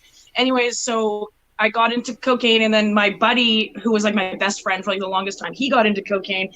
And Jesus. Sorry, my cats are probably. Anyways, so I completely like cut him out of my life. I'm like, listen, we've been best friends for like 12 years, but if we're gonna be friends again ever in the future, this has got to stop, because we're like almost fist fighting each other every fucking day over drugs. It was just like it was super horrible. And then and then he moved to Toronto because he was just like, fuck this, I'm going to where my brother lives. And we actually just started talking like the other day again, and he's like, I'm glad to hear that. Life together, and he's like owns his own like photography business, and yeah, so just Good. so crazy, like That's how awesome. life can like throw you curveballs and shit. You know, I think the most important thing that we can do is just survive and keep experiencing things. Yeah. And I think the only way that you can defeat that is letting yourself die. And you didn't let yourself die. And I want to say I think that's important. Well, after I had my heart attack, and after I was like in the loony bin for a while, I was just like, hey, I hate this. And you know what? To be honest, the drugs weren't even doing anything for me anymore. It's just like, it was like how an alcoholic is. They just drink because they're used to drinking. Like, and they can't even taste the alcohol anymore. But yeah, like it's just so crazy. I mean, I remember just being like, I'm gonna fucking die. I remember at one time my skull felt like it was morphing into different shapes, and I was freaking out. My sister came in. What does that mean? Well, I think that's what I felt like, because that's how high I was. Wow. And I started freaking out and whatever. And my little sister, and I had like drug dealers coming over to my house like all the time while my parents were in Arizona. And my little sister was there, and she's like, she wouldn't even come out of her room because that's how scared she was. Like, these people came to the door like baseball bats, and I didn't know them any money, but people that I knew told them that I like stole money from them or whatever. You can't Oh my trust God. anybody. Well, no, because they're trying to just live through the next day to get more drugs. Well, Right. exactly. That's all it is. I remember I slept for 48 hours, like in a row, just without waking up, because that's how, like, I was just exhausted. My body needed rest. I've been awake for days on end, and coming down off of drugs is like literally the worst feeling I've ever felt in my fucking life. I can go back to that time in my brain, and it makes me, I'm like, ugh. So it's horrible because you're helpless. You need it, but you can't get it. It's like, if you just imagine if you were like so thirsty, you've been like walking the desert for like a week and you didn't have any water, and you're like like I know somebody who has water, but I can't get it right now. And then you're going crazy, like you're going mad. Ugh. So it's just like having one of those bugle chips out of that. It's like potato bags, only it's corn. It's a bugle, and you can eat one of those bugles. It's just like wanting one of those. Then I mean, if you like bugles, sure. I personally Depends don't on like bugles. depends on the level of your love for Yeah, bugles. Yeah, it really does. well, I mean, it really bugles is are relative. putting them on my objectively fingers and being like, "Hi." they I'm are still excited. objectively the best snack ever. I'm just saying, you know. Cheez-Its, I don't know. The hot and spicy Cheez-Its Now, wait. are going to give you a run for Wait, your What money. kind of bugles? They I don't make- even know they how you make could put buffalo- Cheez-Its in there. I don't get Hot that. buffalo sauce bugles. They make cheddar bugles. They make churro bugles. What kind of I'm just sorry, plain that's- bugles? those are not real bugles. Those Okay, are all that answered my imitation bugles. Imitation bugles. Those are all imitators. They're it's like the beast of Satan imitating Christ. You know, it's not the real one. You know, it's like that. Yeah. I was just going to repeat to Shan, yeah, no, I was a drug addict, but I never stole ever. I had people steal from me. I had somebody steal over $2,000 from me because she wanted fucking drugs. I had people steal So she had to my steal acid $2,000 because $100 wasn't enough. She didn't even What have the fuck? She $100. stole- No, I'm saying she stole $2,000 of yours. She could have just took 100 and she would have got a fix. Best Oh no, some people. she wanted like a couple days supply, and I would say cocaine is some like people plan very ahead. expensive. You get Some- like a little bit like this for like $100 here, but I mean it's like good quality. I mean you can. I mean I never tasted it in the end. My nose That was is very. That is very sensible financial and drug planning there. That's I what mean, I'm saying. She planned ahead. That's well, Yeah. but then That's but like no, shopping no, for a house for a listen. year before you buy one. She did not plan ahead. The last time when I tried to get my money back, I went to where she was living. The landlord kicked her out, and she checked herself into the goddamn mental hospital because she was homeless. So she wasn't planning to love drug use. How do you never know do that crazy. wasn't part I of her think it was- plan? Yeah, Yeah, maybe. how do you know yeah, that? free food. Tuesday. What the heck? Why Well, not? that's why some of them do it. It's free room and board. Well, like I already said, if I'm going to be homeless for whatever reason, I'm either going to commit a crime or I'm going to go admit myself to the mental hospital. Like, fuck it. 3 meals a day, free rent. Like, I got pool like, the mental hospital wasn't even that bad. I never participated in the group activities because I'm like, well, fuck you. I'm not crazy. So I just sat in my room getting even more insane. But then I was like playing pool and like watching movies. Like they had like little arcade games in there and shit. Like, and then with 3 meals a day, whatever, free rent. Like, who wouldn't want to, like, if they were homeless? The part I don't like is where they strapped me to the bed after I was doing some pull-ups on the frame of the bed, and then the guy licks my face real slow and weird like. That's the part I don't like about mental hospitals. I had a dude who was smelling my hair during the movie Insomnia. He was like, his name was Roger, and he was smelling like I had my hair down. I like just showered, and and you get like your own hair clothes. And smells stuff. so good. He's fucking, and I had like super long hair, and he was just like, and I didn't notice. Is that like and he Joe was, like, Biden? fucking like smelling my hair, yeah, like all creepy and shit, like like fucking. Woo! Whatever. That time of my life is over. Thank God, so. I'd be like, Oh my god. I'd be like, okay, here you go. Here, there, just take it. There. You have that hair. That part you touched right Yeah, there. you There can go. take this hair. Leave me alone now. I'll grow it back. Thank you. Why didn't we ever Yeah. think of that, Susie? Some weirdo wants to smell your hair. Just give him a piece of it. It'll grow back. Fuck it. It'll leave you alone. That's true. Maybe that girl should have done that. He was a Maybe that girl- he was a super cool guy. He was like, in Patch Adams at the beginning, how he gets his name, like Patch, like how he is just like the super brilliant guy, but he's kind of psycho at the same time. Like all brilliant men are kind of mad, but that's how he was. Like, so I had this conversation with him, but then he would like smell my hair an hour later, and it was like really weird. Just very weird. It's so funny the subtle differences between sexy and wacky. It's There's a fine line. It is. I mean, that's a hairline right there. If you don't mind me using that word, hair. Yeah, no pun intended. None at all, really. Because if a guy did that right, like okay, like in what was that Al Pacino movie? What's that?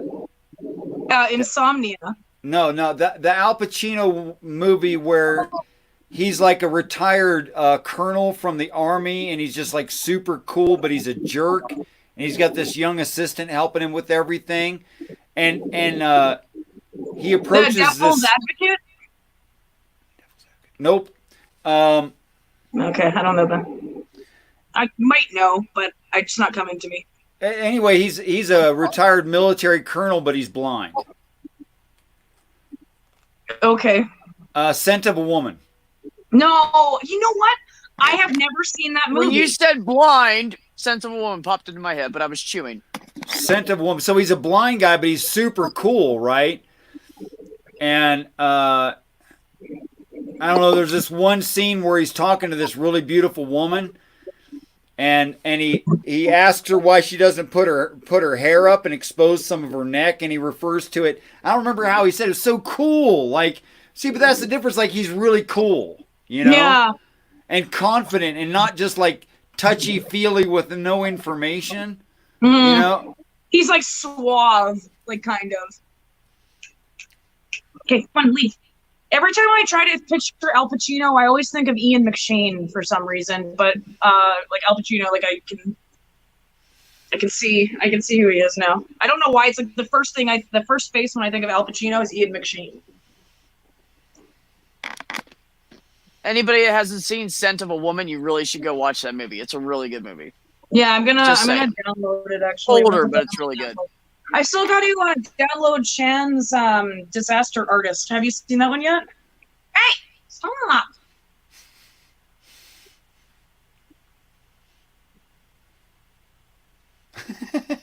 There's whiskers at the bottom of your screen. That's funny. Oh, I know. He just hey, stop! Freaking dog. Not great. Now he's gonna chew on his toy. That's gonna be super loud because it's like styrofoam. Hmm. Yeah, I gotta download that actually. Yeah. Well, I might as well put my VPN on and download it while I'm shooting the shit.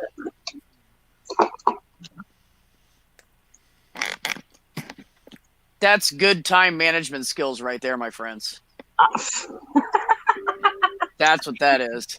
Oh, really? I don't have any time management skills. You know what's funny, Susie, is Richard and I were discussing the homeless drug population around here one day. We were sitting on the plaza and just hanging out and watching people, and he was like, yeah, this one's, if you get him sober, he's totally brilliant, and he'll talk to you about this. And this guy over here, if you get him sober, he's brilliant, he'll talk to you about that. And like really in depth, you better have some knowledge. You better have like gone to college or read college level books to know this shit kind of topics.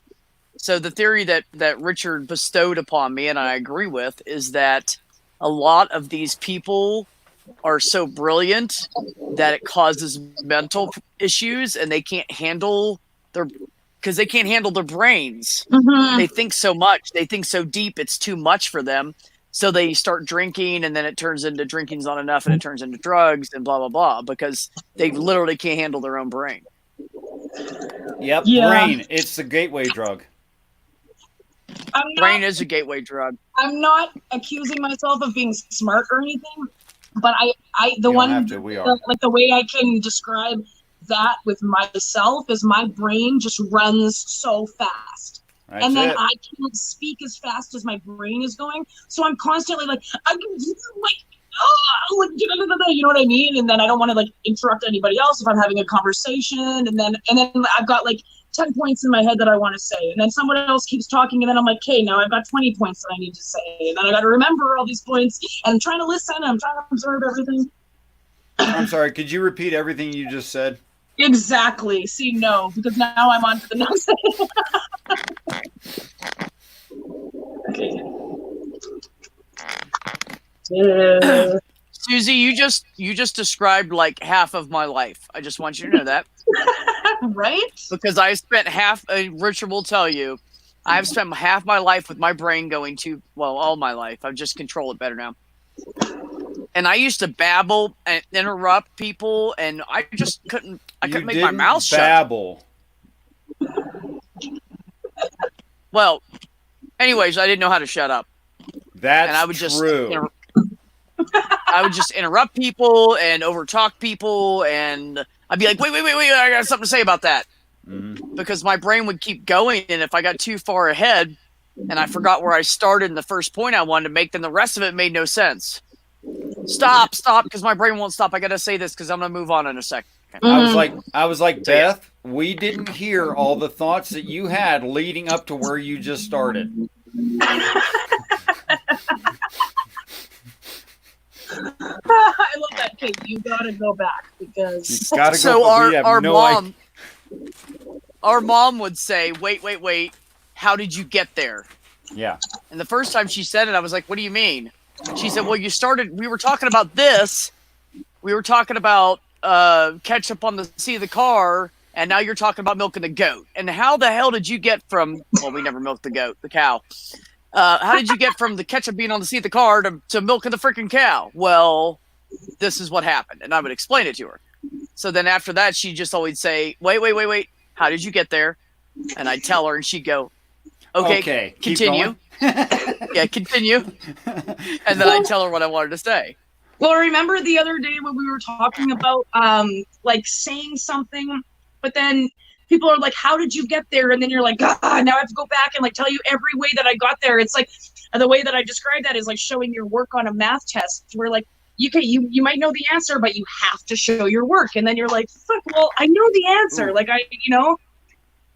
I don't want to show my work. I have practical therapy for you. Participate in debates. Oh, I argue all the time. Is that? No, I mean, go look at the structure of structured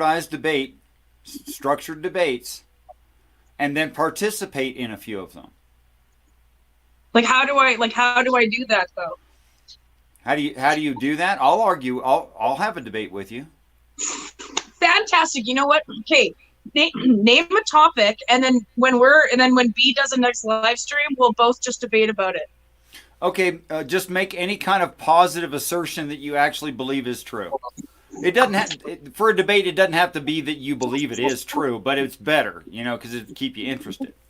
All right, what do I believe is true? Just make any positive statement. Does it have to be positive? Can it be like you should never state a debate topic in the negative. Okay. Evolution is 100% real. Okay, great. All right. So you're going to debate me on that. Okay, well, I think we need to refine it because and this is the sort of thing you have before debate is you have some definitions that you have to clarify. Okay. Okay, and you have to like prove first of all, if you're going to say something is true, you don't need to say 100%. Sorry, it's like, no, see, and sorry too, I'm Canadian. It's just don't do the sorry thing. You don't have to do that. It's fine. I do. I'm Canadian. I can't help it. Well, I'm sorry. You don't need to say it. You don't need to say it's literally like birthed into my brain. Okay. Okay. Well, I'm sorry you're sorry. All right. Me too. Okay. I'm even writing this in my little book right now. Evolution is 100%. Okay, evolution is true. Evolution is true. Okay, now we're gonna have to. The word "true" has a lot of applications. Okay. Would you define the word "true"? Okay, I would define like in my eyes or just generally. No, in your truth system, in your system of understanding what truth is. Okay, truth is something that I am led to believe is correct, is real, is by factual nature. But what compels you that it's factual in nature? Because it makes sense. Okay, so that's called coherentism. Okay, I'm going to write all this down because I got to get you next time, okay? Coherentism? So coherentism means whatever I believe on a certain topic works within itself, but it may ignore other things outside of it. That's, okay, totally true. Yeah, is that exactly. you? That's how you look at it? Okay, cool. So you're a coherentist. But I also am open to hearing other people's arguments based on it, but I'm going to go into the argument thinking that I'm true. Like, what I'm saying is true. Everyone does. Okay, gotcha. What I believe is true. Unless they're just a liar. Well, I mean, I could say I'm not a liar, but if I'm a liar, that could be a lie. So. But the flip side of that is Aristotle, and he said something like, the sign of an academically trained mind is to be able to seriously entertain an idea that you don't believe in, and even the ability to argue for it. So, okay, so are you going to argue against me that evolution is maybe not false, but there's like different, you know what I mean? Like, I can't even explain. Well, there's a big difference between something being true and something being false. There's a big difference there. Yeah, absolutely. In an argument. Because if I make a positive assertion, evolution is true, well, then the burden of evidence is on me to show that my assertion, my positive assertion, is true. Well, you could also reword it, though. You could say evolution, it might not be true, but it's right. You know what I mean? Like, it's right or wrong, and then you gotta determine whether or not your statement is true or false. Like, that could be like kind of a different, you know what I mean? Like, does that make any sense to you? I think I understand the spirit. But we could also of what end up saying. arguing the same. We could also argue the same points if that was the case. See, but the interesting thing about all of this is when you have a debate, even what we're doing right now, where you start looking at the structure of it and exactly what you mean by a certain sentence, you're already practicing organized thinking by doing this part. Yeah. Haven't even gotten to the debate. Yeah, absolutely. It's like the pre-debate kind of thing. Yeah, no kidding, eh? So you're forcing yourself to do a step-by-step process where you explain your position, which is the whole point of me saying you should do debates. Yeah. Yeah, no, definitely. I think that would be like a really big learning tool, just not only for just education wise, but also just like for me and like how I think and how my like mind, where my mind's going to go on that. And like, can my mind be changed? Like, you know, it can. Well, that's not even the point. Well, no, it's not the point, but I'm just saying like for myself, like if my mind changes, then okay, I went in there with an open mind. Now I know that. But for me to go out there and if like, let's say you bring up like a lot of points that I agree with, if I'm like, no, evolution is right, this is the truth, this is how it happened, I'm just going to completely not even, like, I won't even take your points into consideration if that's how I was. Okay, I'd be like, yeah, okay, you bring up a good point, but still, like, I don't believe it. Right. Okay, so usually in debates, in structured debates, whoever makes the positive assertion that is identifying the debate gets to go first. However... They get the privilege of going first because the burden of proof is on them. They're on the defense of their position. Yeah, okay. So sometimes it's even smarter than that to ask the opponent to make the positive assertion. So could you compare that to like a courtroom as like a defense and a plaintiff? Oh, this is exactly what happens in court, yes. Yeah. So like the defense is they're making their case about why they didn't do it, and then they're giving the points about how they didn't do it, but then the plaintiff is using their points against them. Right. Which is why in the United States in law, you don't have guilty and innocent. It's not what they're going for. You have guilty and not guilty. Yeah. Because you do not have to prove that you're innocent, and no one needs to decide that you are innocent of a crime. They only need to prove you're not guilty of the crime. Yeah, exactly. Like you didn't do, and also, but there's also like beyond a reasonable doubt though too. So now you have to back it up with evidentiary support. Right. Because you, like the plaintiff has to prove that you are guilty. Right. like that you have done this crime, and they're going Right. to use like your fingerprints, everything that you guys have found, your witnesses, they're going to cross-examine and all Sure. that. So And so, apply yeah, all of totally. that you see in court, apply all of the thinking you just expressed to the statement you made, evolution is true. Yeah. Okay? So I'm on the defense team now. You see that now? Yeah, Okay. I got you. Yeah. Okay. So you're on the defensive, and what you're saying essentially is that evolution is guilty of happening. That sounds a little weird, but that's what you're really saying. Yep. Okay? Yeah, And okay. in that situation, it'd be my job not to show that evolution is innocent of happening, but only that it's not guilty of happening.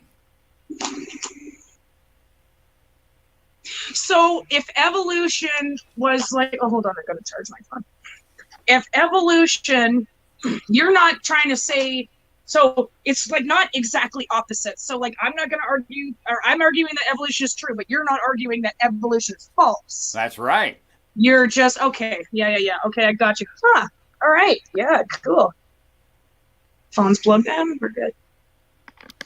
I'm gonna say this because Richard doesn't cuss. It can be quite a mind fuck. Debating really is. Good, I like a good it. argument is it's a like learned skill. It's like he's like Richard saying like everything that I wouldn't be thinking though, because I feel like my mind is just very linear. Like I mean, to a certain I can go everywhere with my brain, but I mean my thinking like for the most part is just like linear. It's like I don't believe in religion, I believe in the universe, you know what I mean? But there's all these in betweens that you don't really think about when you're like thinking that this is what you believe in or this is what you think to be fact or whatever. Yeah, talk about going anywhere with your brain and everywhere with your brain. I don't think that I can spot a time where I was without it. Yeah, I can see. It was right in that skull the whole time. It's weird. Yeah, like it goes everywhere with me. Okay, that was supposed to be literal humor, only it didn't work very well. Didn't work because I'm just okay. So let's, Beth, if you would please just cut that section out of this video. Throw that part away. Okay, hold on. I gotta go to the bathroom.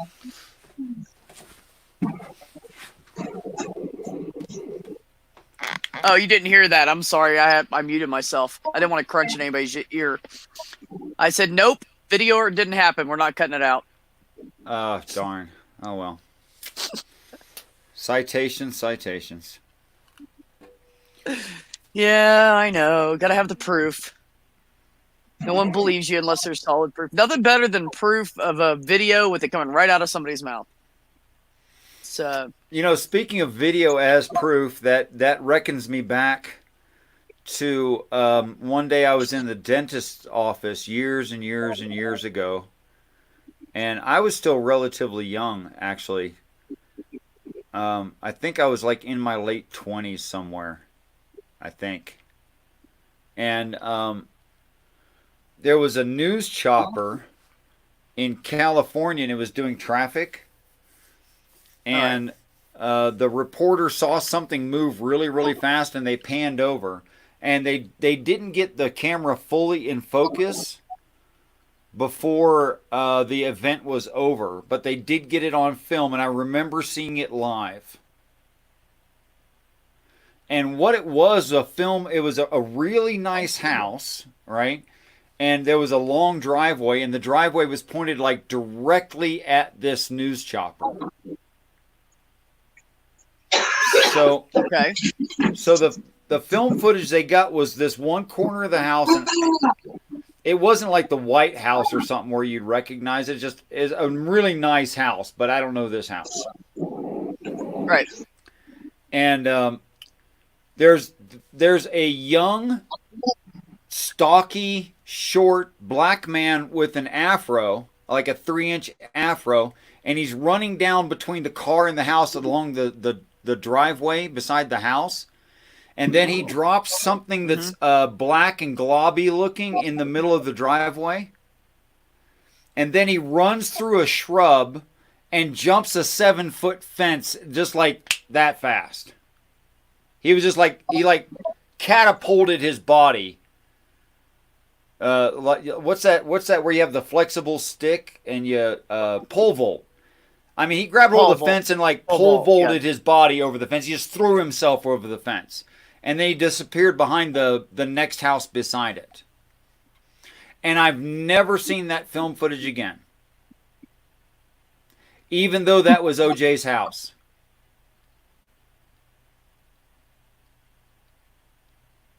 Then there's that.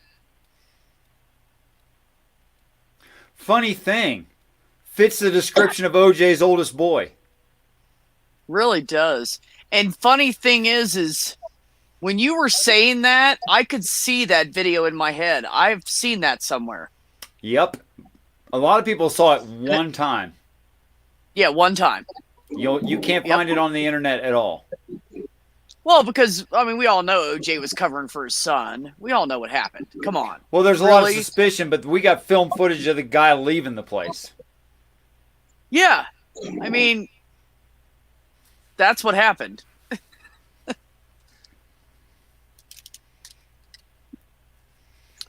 I've pole vaulted many a flexible stick. I'm leaving that alone, Shan, and we're moving on. I was just... Anyways. I was just reading it. Yeah, of course you remember Sharon, but do you remember her sister Karen?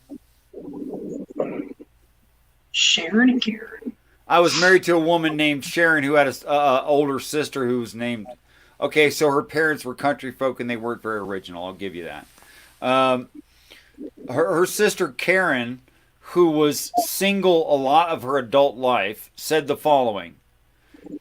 If I had as many sticking out as I've had sticking in, I'd look like a pink porcupine.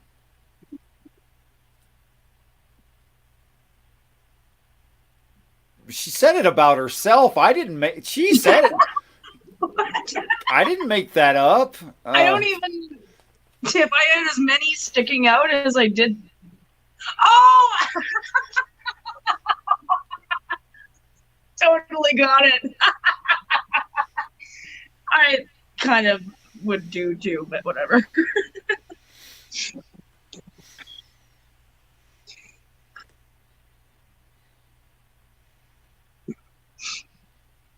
Okay, it's an old man's bedtime. Hey, Beth, love you, and you were a blast too, and thank you so much for the conversation.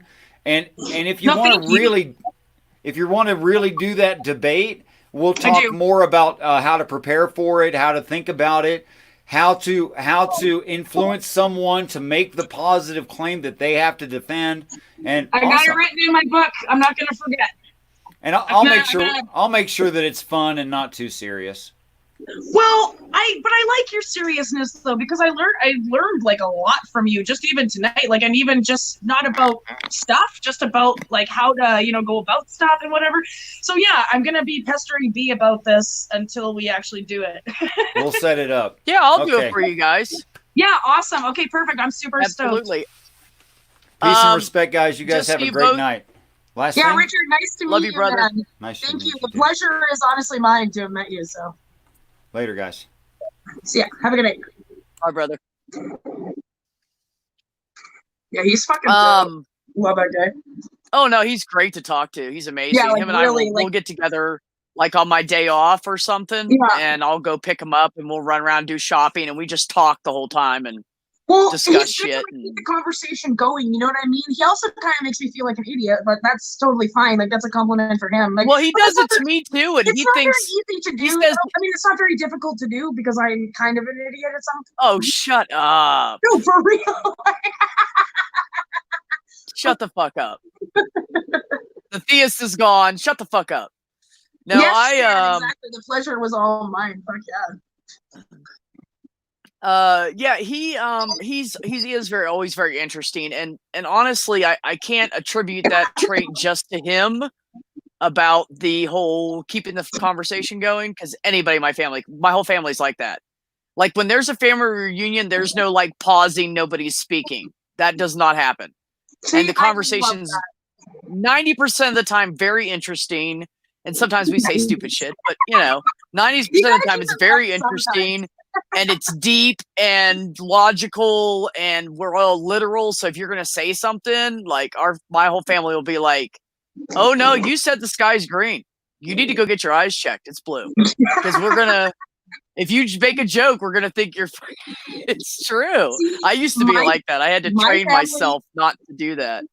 Josh's family or his like cousins and stuff are like that. Like my family's not like that. Because we don't see each other at all, our family. So whenever we get together, we just talk about like memories and shit like that. That makes me like want to cry. Oh, we do that too. We just talk about everything. We don't talk about the everything. Memories just pop up in the middle. My family is so boring. We don't even fucking talk about shit. I barely even see them. All right. Good night, Shan. Oh, night, Shan. The burglar behind Susie. That's her freaking boyfriend. Yes, my boyfriend. I mean, good night. Okay, bye. Might be gone when you wake up. No, I'm just kidding. Did you just say okay bye by accident? That's great. Yeah, I said okay bye. Bye. Oh, that's awesome. Yeah, I know. I'm like not very good like ever. Dawn, are you coming in yet? What are you doing? Your weirdo's asleep. You said you were going to come in. We sent you a link. Anyways, no, I've talked to him in depth about the stuff you guys were talking about, so I just kind of kept my mouth shut because a lot of what he was saying, well, not all of it, but a lot of what he was saying, I knew he was going to say, and I wanted you to have the conversation with him because I've already had that conversation with him several times. Like, we talk about this shit all the time. So I just figured I'd just shut up and let you guys talk. But, I mean, not that I know anything about fucking the universe, master of physics and shit. I don't know anything about that. But the rest of it, I know about. How old is he? Because he's 3 years older than me. Okay, so he is like about 50, 51. Okay. So, oh, sorry, did I just say your age? 52, but that's fine. No, I'm okay. I'm 49, holding on 37. That's where I'm at, man. He has like, so that's 20 years older than I am. You know what I mean? So, and like even Josh is like the same way. He makes me feel like an idiot all the time, and he's not even that smart. Like, cause so like I think he is. I'm kidding. I shouldn't say that. But what's up, Donna girl? I feel like I've been raped in my brain. Me, right? Yeah, he will brain rape you. So here's the thing, Susan. I had to take my hair out because I felt like it was too tight. Like honestly, and my hair looks like shit right now. Like, so let me give you a quick background about him so you understand why I think this is amazing, okay? This is a guy who was in the Army, rappelled out of helicopters, became a mechanic for the Army eventually, was a civilian contractor for the Army for mechanical shit. He was a heavy equipment operator. He did a lot of shit. All hands on. I mean, if you put it in his hands, he can make it, fix it, break it, weld it, whatever. He can literally build a house from the ground up. He knows how to do electrical and framing and plumbing and just all that shit. Anything hands on he can do. Yeah. So then in 2012, he sat down, he saw something. I think he was online or something, and he saw something and thought, oh, that's weird. And he started reading into it and just stayed on the computer for like days and read shit. And then he decided, oh my God, holy shit, God's real. And he was always an anti-theist, or is what he always calls himself. He was an anti-theist. He didn't believe any of this shit. And he totally like did a 180 so much that my entire family, he gave up all his worldly possessions, put like a Bible and a jacket and a backpack, and just walked away from his house with his girlfriend that they were about to split up anyways. So he just gave her everything, said, here, sell it, pay off my debt with this stuff, and see you later. And he left. Yeah. Wow. And he went around the U.S. for like 2 years or something. He went on a walkabout. Yeah, he did. It was like a year and a half. He hopped rides on with truck drivers and went around talking to people and started like talking about God, but this different way of reading the Bible about God. Yeah, like he And, wasn't like a missionary. He was like just no, from his he own was. personal. He actually He was went growing. and found. Yeah, he really was, and so much to the point where my entire family, we all got together and discussed whether we should have him institutionalized. Everybody thought he lost his mind. Wow. And I said, you know what? I mean, they almost had me hooked on it. I was kind of like, well, maybe. And then I said, you know what? No. I know this guy. I grew up with this guy. He's 3 years older than me. Besides our brother right above him and I were always, like, from the time we were the last two in the house out of the 6 kids, we just bonded so much. And we became best friends. And we know each other. And I was like, you know what? Leave him alone. He's an adult. He can take care of himself. Let him do what he's going to do.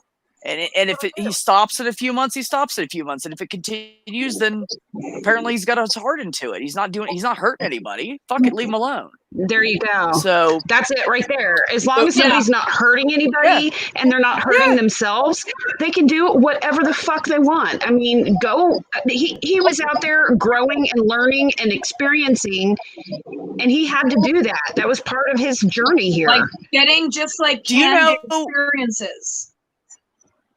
Do you know that there's like, I don't even know how many people out there that he talked to. Like he would sit in a McDonald's and he'd start a conversation with somebody and say, hey, you know, if you want to buy me a cup of coffee, we'll sit here and talk about this. Cause you got to buy something to stay in McDonald's. Cool, man. Yeah. That's awesome. And they'd sit down and talk for like 3, 4, 5 hours about God and the Bible and what was wrong in their lives. I don't even know how many people he helped. I have no idea. And that was just a year and a half to 2 years he was on the road. And then he got to where we are now and put down roots, and he came in homeless intentionally. He lived in the homeless shelter. He talked to homeless people, tried to help them, tried to guide them, tried to get them off drugs. Like, he's just a good guy. But to take a guy who went from mechanic, handyman, anything mechanical could do, army guy, and now all of a sudden, look how he talks. Yeah, definitely. Like it was almost overnight. It was almost overnight, Susie. It was like out of nowhere, he just changed. But you know what the craziest thing is, though, that like kind of really boggled my mind is not just how smart he is, but how I just brought up a topic and he was like, all right, well, let me tell you about this. It's like, and then we brought up another topic and he's like, and just like knows everything. He's like my grandfather. Like he fucking he just like knows everything. Like you could ask him a question. He's like, oh God, we'll just go on about this forever. Like, because he knew when he started, he calls it a different reading frame of how he reads the Bible is what he calls it. So when he decided to do this different reading frame of the Bible and started reading it differently, he got the oldest Bible he could find, which was a 1537 Matthews. Wow. And that's the Bible he read. And he went through it, and there was stories that he was like, what the fuck? He investigated them. He translated them into ancient Hebrew, and it means nothing like what the Christians say. Yeah, I believe it. Totally different. I believe it 100%. I believe it too. And here's the thing that kills me, that makes me go, shit, maybe. Because I always stuck with the fact that there's no way to prove anything from the Bible ever happened. None of it. So why do you want me to believe it? And he said, because it hasn't happened yet. It's prophetic. What? And I said, oh my God. He is so fucking smart. Sorry, I'm just going to... Mind blown. Like, he blew my mind that day. I'm going to correct Robert here. Just give me 2 seconds. Robert, the land is not cheap here. This house here is, well, I mean, mind you, like houses in California and shit like that, those are all like super expensive, but like land here is not cheap. I mean, our property tax is like through the roof. And we live, come on.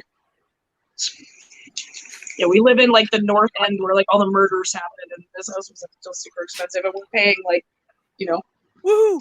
Get it. Okay. I'll tell you what I really, really like about Richard is that what I get from him is that he's someone who he's not just living and thriving. He's someone who is experiencing Like he's Yeah, here for his experience and to teach people. You know, that's why he knows everything, because he's a sponge for knowledge. A sponge. And exactly. Well, but you know what? That's Though? just really He cool. was never like that. He was never like that before. That's what's weird about it. He didn't go around like reading and looking up and referencing stuff. That was our other brother, the one way older than us. He just found his passion. I mean, he just. But the thing the reason he knows so much. Go ahead, finish. I'm sorry. That's what sparked his desire to learn and grow more. Was he had that revelation that. Oh yeah. That. Oh yeah. You know, that waking up and just deciding like, oh man, I'm just going paycheck to paycheck and, you know, making, you know, I'm building my empire here, but this isn't, no, he's. Yeah. And you're right. And he was never truly content. I mean, he was happy, but he wasn't content. But now he has passion. He has passion, and that's different even than just being content. That's cool. Oh, absolutely. That is really cool. Absolutely. And the reason he knows so much is because he said, you know, nobody's going to believe me. I'm reading this totally differently. Everybody's going to say I'm nuts. So he started referencing everything. So he had a backing, and everything, as something new comes up, he references it. And, that's cool. And he reads it and he investigates it. And he does something different than other people and it kind of blows my mind as well. Most people say, oh, I think this, and they look, and they find it, and they go, yep, I was right. No, what he does is he tries to disprove what he thinks. Yeah.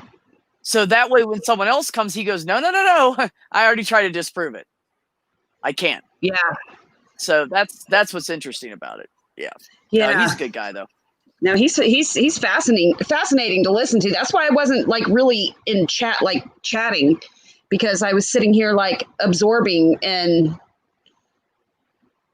trying to grasp 5% of what he was saying. Oh no, I get it.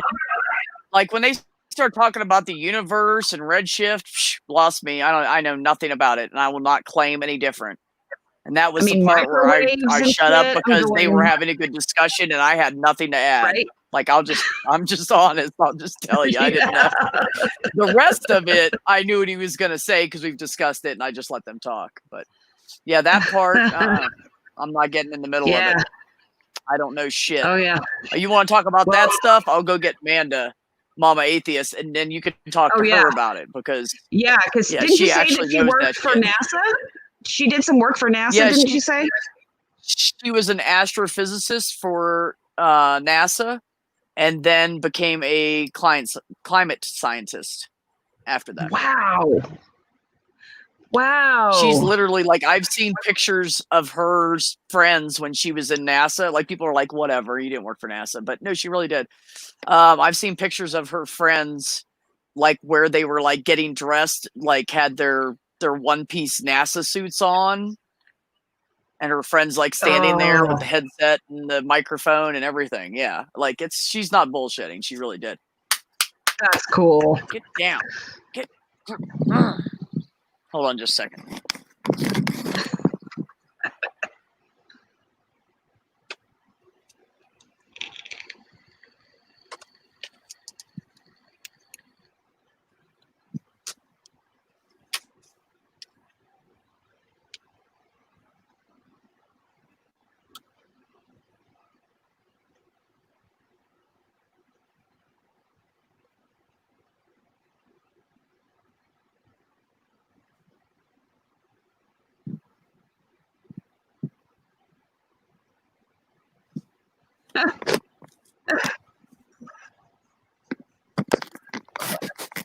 Sorry about that. My cat was trying to get out. I had to fix the screen.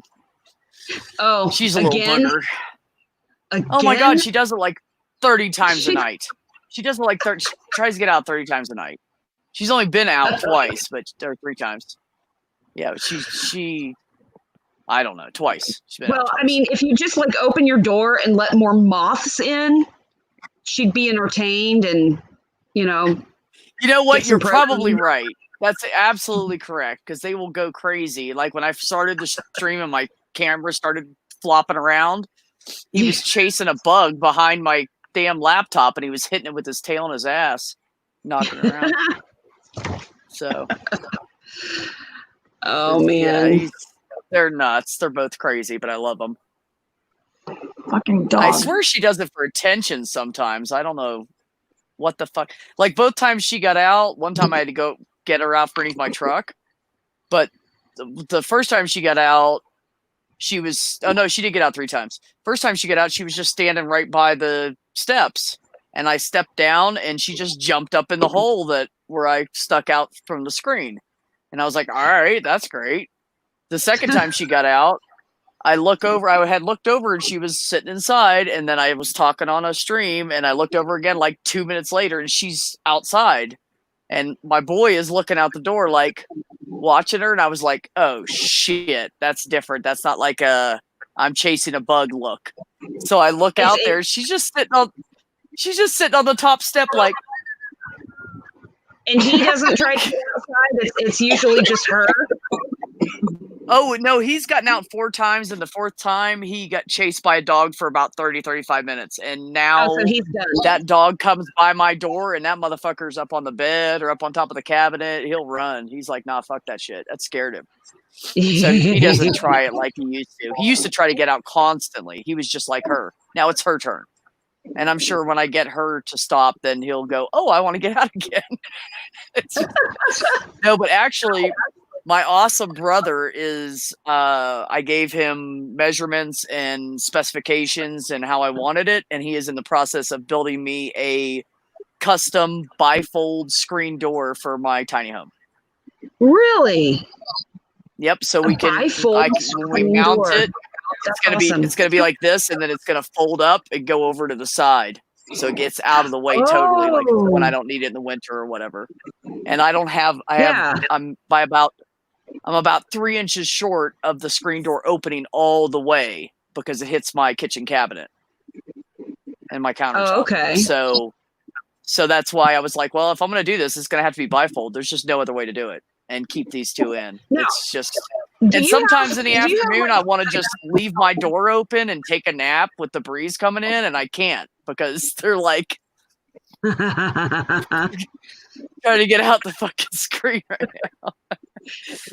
Yeah, so he's like welding and riveting and making me a door. I'm sorry? Have you done like a video tour of your tiny home or anything on your channel? Yeah, she did. Anybody awesome. that doesn't know the answer to that has not checked out my channel. I'm very disappointed in you. She does No, a I'm kidding. whole No, I do. building process. It's awesome. Yeah, you gotta watch I need it. to do that. The one thing I need to didn't do really understand was the shower, though. Why? Like, is it just that place in the bathroom, like on the end there, like just in the little, like you just the nose. So it's a V-nose trailer. Yeah. And where right before where it starts to go to a V-nose, probably about 2 feet, 2.5 feet. Back is the back of my kitchen. And then my shower is up here in the nose. Yeah. And so I have corrugated steel running up the wall so the wood won't get wet. And my brother's actually building me also a nice fancy metal ring so I can have a they're constantly doing this. She wants attention. Come on. Now I'm gonna get down here and you gotta pet me while I'm on the ground. You don't know how much time I spend on a live stream with one of my hands down by the ground petting one of these cats. It's all the time. If you see me like this or like this, I'm petting a cat. Anytime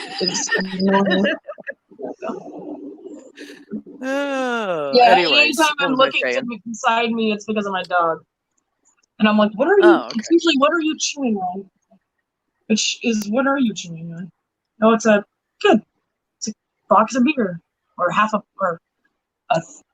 a little sliver of a box of Coors. I don't even know where he gets these things from. That's like a midnight snack, Mom. Come on. I mean, he found a whole pack of cigarettes the other day. Oh, that was freaking awesome. I just finished those today. Attaboy. Yeah. Well, he was chewing on them until I was like, "What are you chewing on?" Oh, so. Herd, Purple. Herd. Got to pet the cats. Yeah, she's over here tapping my hand with her paw. Like, hello. You should pet me now. My Tiki does that. Yeah. She's so damn cute, though. I can't even get irritated with him. With his claws, and then he'll like pull your hand forward, and then we're like, "Fuck, why?" He's like Salem is one of those cats. He's my black and white cat that will be sitting on you, and if something scares him, he'll dig in his claws to your legs and jump off, and then you're just like, "Oh, you're being so cute," and then he jumps off, and then you're like, "Oh, bleeding." So many scars. Look, Susie. They're in the chat like, "Oh, nice dog," and you're over here like, "Get off me, Coda," because he's just so needy. By the way, guys, he does this to her all the time. Here, like he's like laying on her. Yeah, he's like this. Yeah, all he is the a time. beautiful dog. He's hit me in the face with stupid ropes like so many times, and it actually hurts. Like I'm surprised my glasses haven't broke. It does hurt. I've played with some large dogs. He's got one blue eye and one brown eye because he's a blue Merle Australian Shepherd. Yeah, we have a Pyrenees Anatolian to guard our livestock. And oh my God, his name's Buddha. He's beautiful. But he is just so freaking big and he has no clue. He's only 2 years old and he's still got that puppy energy happening. And he is just like, he jumps on everybody. Yes. I cannot break him of that. He's the same way. Just because he just wants to be loved. And it's like, it doesn't matter. You can sit and love on that dog and cuddle him for an hour and he's just not done. I mean, he's so starved for love. And it's just like, oh my gosh. And so, yeah, those big ass paws, I mean, man, and the tail, just the tail. Well, this guy painful. This guy jumps on visitors, but then he also pees on them at the same time. So that's why Gus always.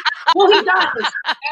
It's like, so I have to take him on the leash to meet new people, and I'm like, okay, like Cersei, spread your legs apart. I'm not being kinky. Like, spread them apart so he can jump on you just to say hi, and then he'll pee like right between your legs, you know.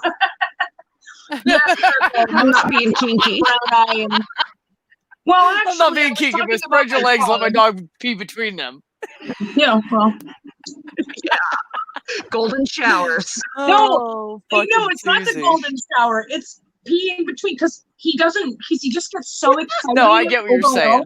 I know what you're saying. Like he has like a I don't know if he's got bladder problems.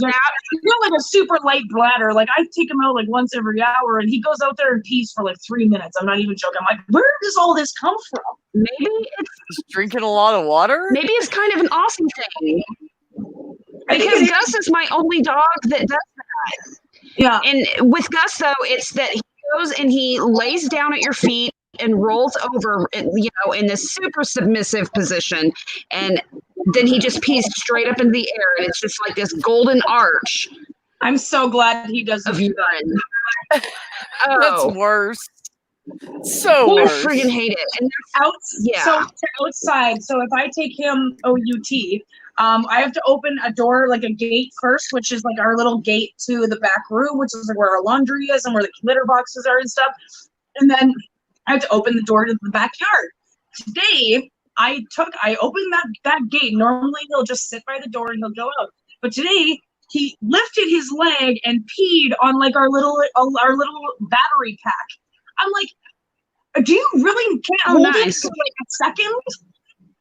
And I'm like, fuck. And then of course not. And I almost kicked him out the door, and he's still peeing. And then he just sat there right at the door on the mat, and he's just peeing. And he's looking up at me, and he peed for like a minute and a half.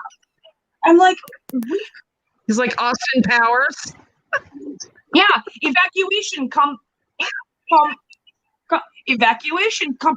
Yeah. Like, yes. Frozen for like 30 years, right? Oh my goodness. This ridiculous. Seriously. Oh, hey, my turkey hatched. My little turkey egg, my one little turkey egg hatched. Oh, Yeah. Oh, cool. So now Yeah, what? my son Good named deal. him Kenny. Yeah, so now we just like get a chicken Well, do you to keep raise up with the turkey. do you keep? Well, no, I know, but like, do you keep it in like a box? Like, I don't have chickens and turkeys. Like, I live in fucking Well, Winnipeg in the city. he's still in the incubator right now because they've got to dry off all the way and everything. See, And then didn't I'll know put him that. I'll put him in the aquarium back where I had the baby chickens that were making so much noise on all of Rev's live streams. So he'll be in there for a little while until he's big enough that I can move him out, and then he'll be with some chickens outside. Oh, he's so cute though. How's your little groundhog they're always doing? Sorry. Oh, yeah. Don't tell my son, but all of his groundhogs are now dead. Oh no! Because I knew the one. The two died. Yeah. Well, the All last right, mom's the one word. we put in a. I had my oldest son help me to build an enclosure for him to stay in, and we just knew that he couldn't get out. We just knew it, right? Yeah. Yeah. He got out, We and then totally Buddha found knew it. him, and yeah. So you know, sad. it's sad because I mean, I put a lot of work into keeping I all of those know. groundhogs alive because, yeah, I had to feed them with a syringe forever. I was spending about $10 every day and a half just to buy formula for them, and then of course, just everything else. But That's just it's wild sad, animals for you. I mean, yeah, my bobcat was way more fun. Yeah. I bet. Because they want to play. Oh yeah, let's play. oh yeah, she was great. Yeah. It's hilarious. I know it's not a funny yeah. situation, but it's funny. Yeah. So by the way, guys, speaking of animals dying, I feel really bad. I think I hit a bunny last night coming home. Oh no! They're out right now, thick. They're all so cute here, Susie. They're all like this big. I know. Yeah, And now it's that time when they all have that traditional like. Here's their back, and then the head, and the big long ears, and they're really fucking cute.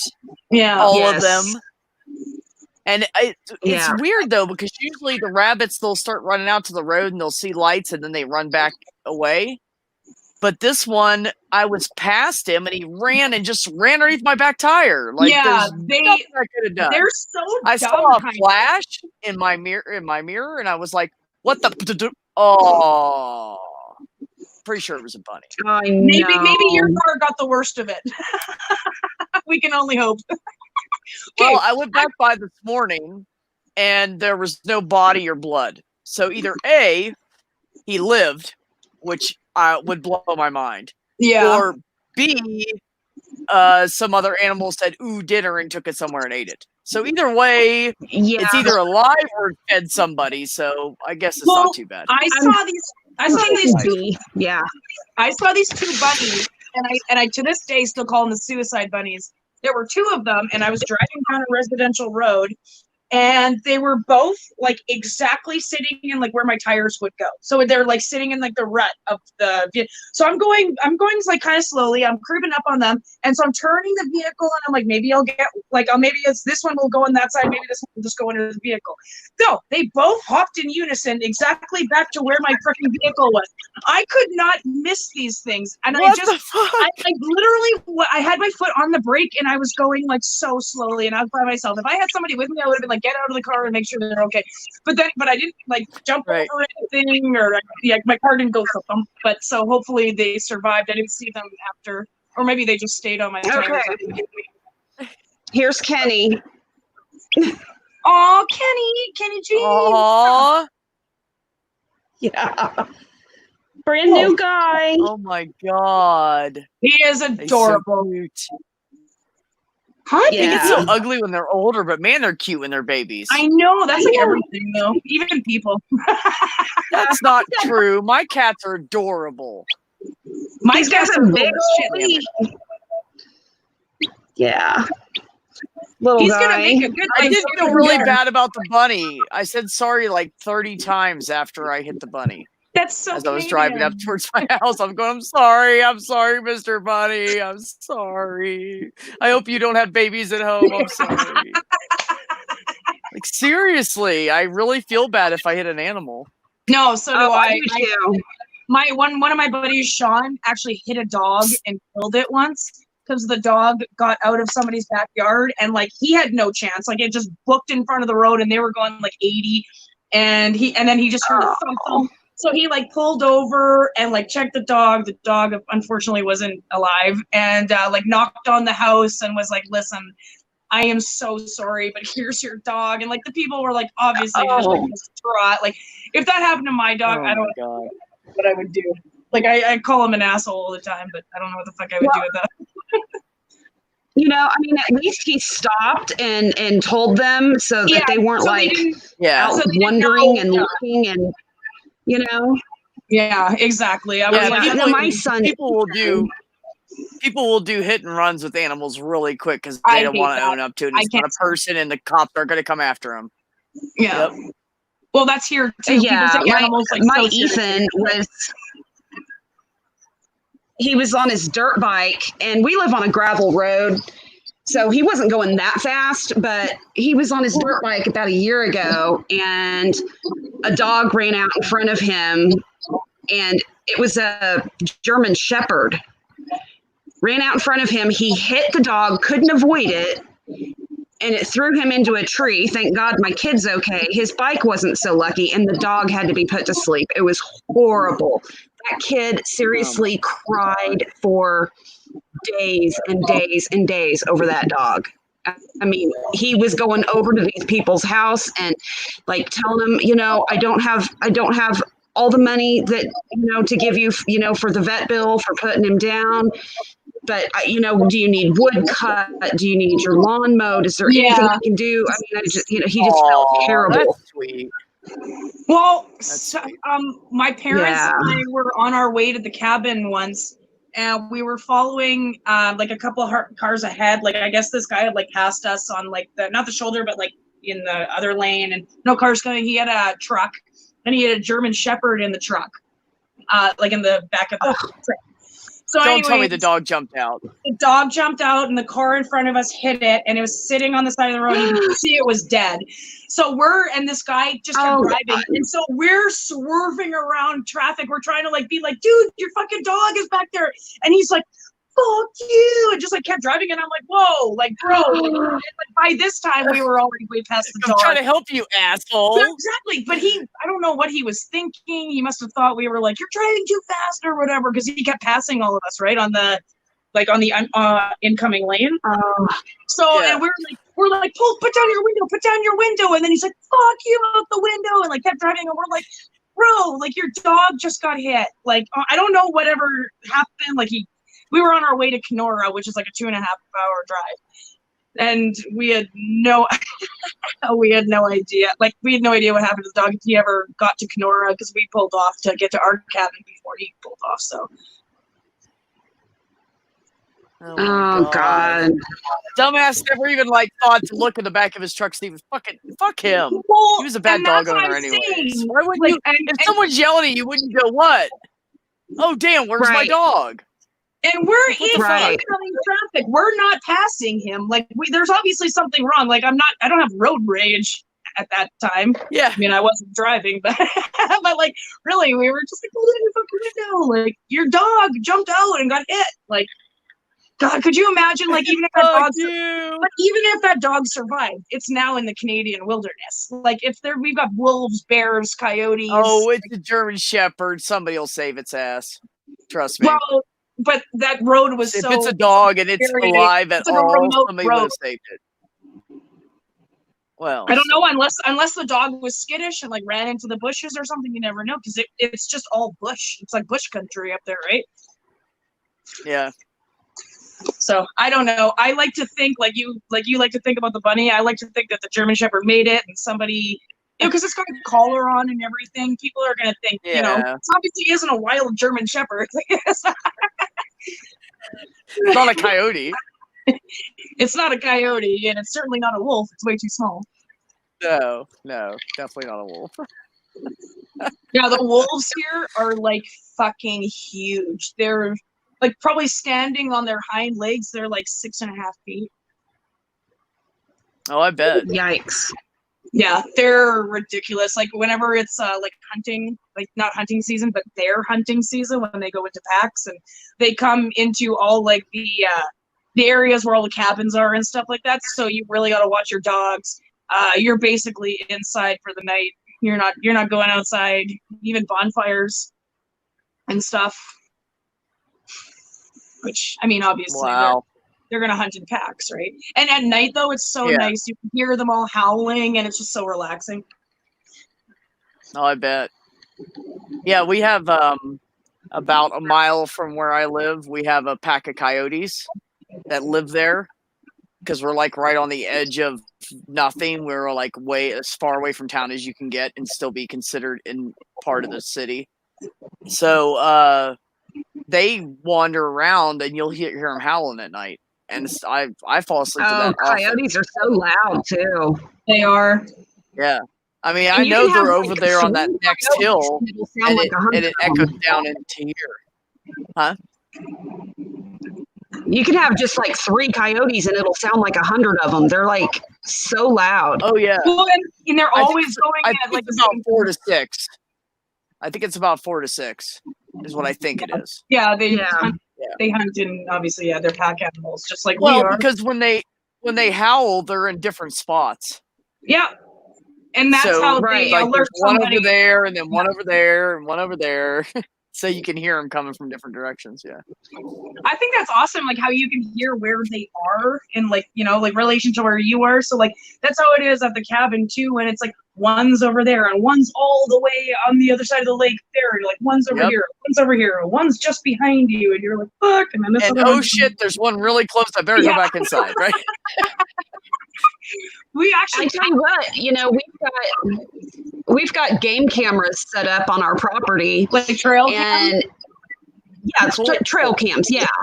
So, we've seen all kinds of things. I mean, obviously bobcats and coyotes and possums and raccoons and all kinds of things.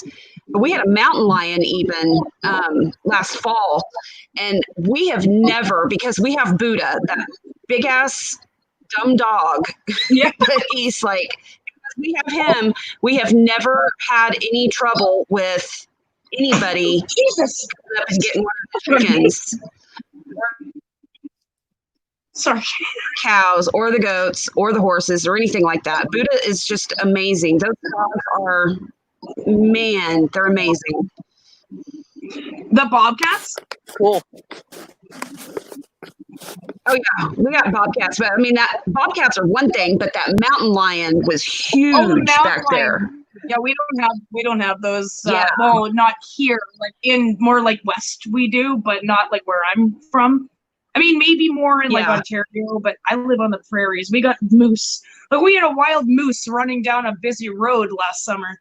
Like that's crazy. It happened. This road is like 4 lanes across, and there's businesses. Oh, like it's in the city, and this wild moose was like fucking booking it down Pembina, which is a busy ass street, and everybody's like, "This is the most Canadian thing I think that could ever happen." Is like a wild moose running through the fucking city.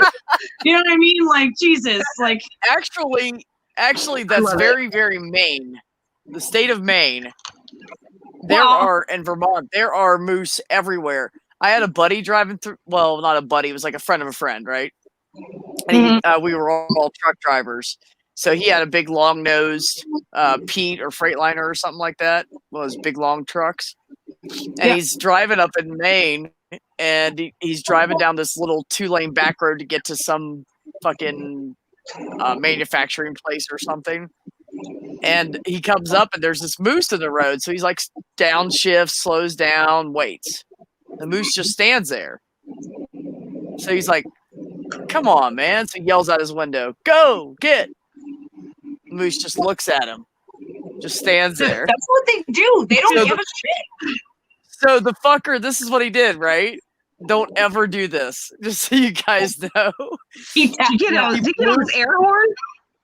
He blew his air horn, and the fucking moose got mad and attacked the front of his truck and kept attacking it. And he's trying to back up, and the fucking moose tore the whole front of his truck off. Oh yeah, The grill, my half the hood, Gosh. with those fucking antlers, man. Like, well, no joke.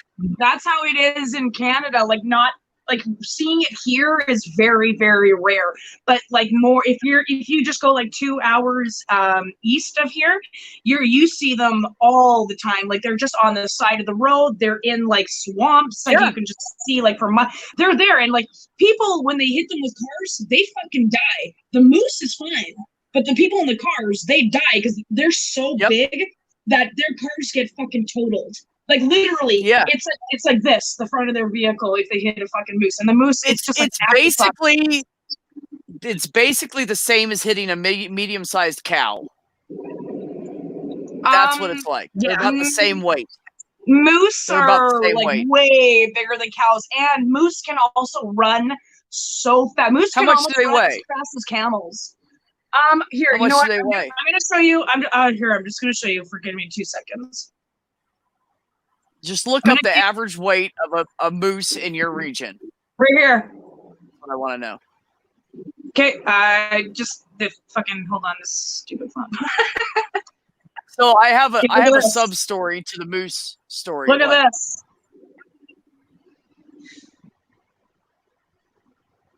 I don't know if you even can see it. Can you see it? I can see it. Oh my gosh. Yeah, he's he weighs a lot more than that was an SUV. Its nose, like the top of the SUV, doesn't even like reach the stomach. Basically, like look at. He weighs a lot more than that steer I've got out back. Yeah, like apparently they're a lot bigger in Canada than they are in Maine. But anyway, so this is how the rest of the story goes. So my buddy gets told this story by his friend, and then he calls me and he's like, dude, you won't believe what happened. So he tells me a story about the moose attacking the front of this guy's truck, right? So about a month or two later, I'm driving into Maine, and I was like, oh, cool, maybe I'm going to see some moose. I used to take my camera with me. I had a really nice Nokia camera with the zoom lenses and shit, and I take it with me, and if I saw something cool, I pull off the side of the road, snap some pictures of it. So I had the camera in the seat, and I was looking for moose, right? I was ready to look for moose. Well, by the time I got there, it was dark, and I was like, well, shit, I'll just go ahead and park for the night. I'll look for moose in the morning. So the road, it was this really weird, like the road went like this, and then where you turned off, here, I'll turn around so I can do this easier. Where you turned off, it went like this, and it looped back around, and then you went in between these trees. So I'm like in the truck, and I'm taking these wide turns, and I get around there, and I'm really watching my tires because tractor trailer. So, and I get around the corner, and I'm checking my trail tires because it's a pretty small road. And I look up, and there's this big giant fucking moose next to the road, and I was like, "Holy shit!" And it scared the shit out of me. And about a half a second later, I realized it was a fucking statue. Oh shit! But it was huge, and it scared the fucking piss out of me. I'm not even lying. I was like slamming on my brakes, like shit. Don't want to hit the moose. That's actually don't want to piss the moose off. Either way, you didn't use that air horn. Yeah, no. So I get up there and I deliver the load that I had and unloaded it and shit. And it was like 2 hours later or something. I'm leaving, and that damn moose was sitting there, and they have lights on it because it's like this really nice brass statue. It's beautiful. I mean, it's perfectly done. It's beautiful, but it's all brass, and they had the lights on it. So when I came around that dark corner, it was just illuminated. Here's a moose. Yep. Almost peed my pants a little. That scared the shit out of me.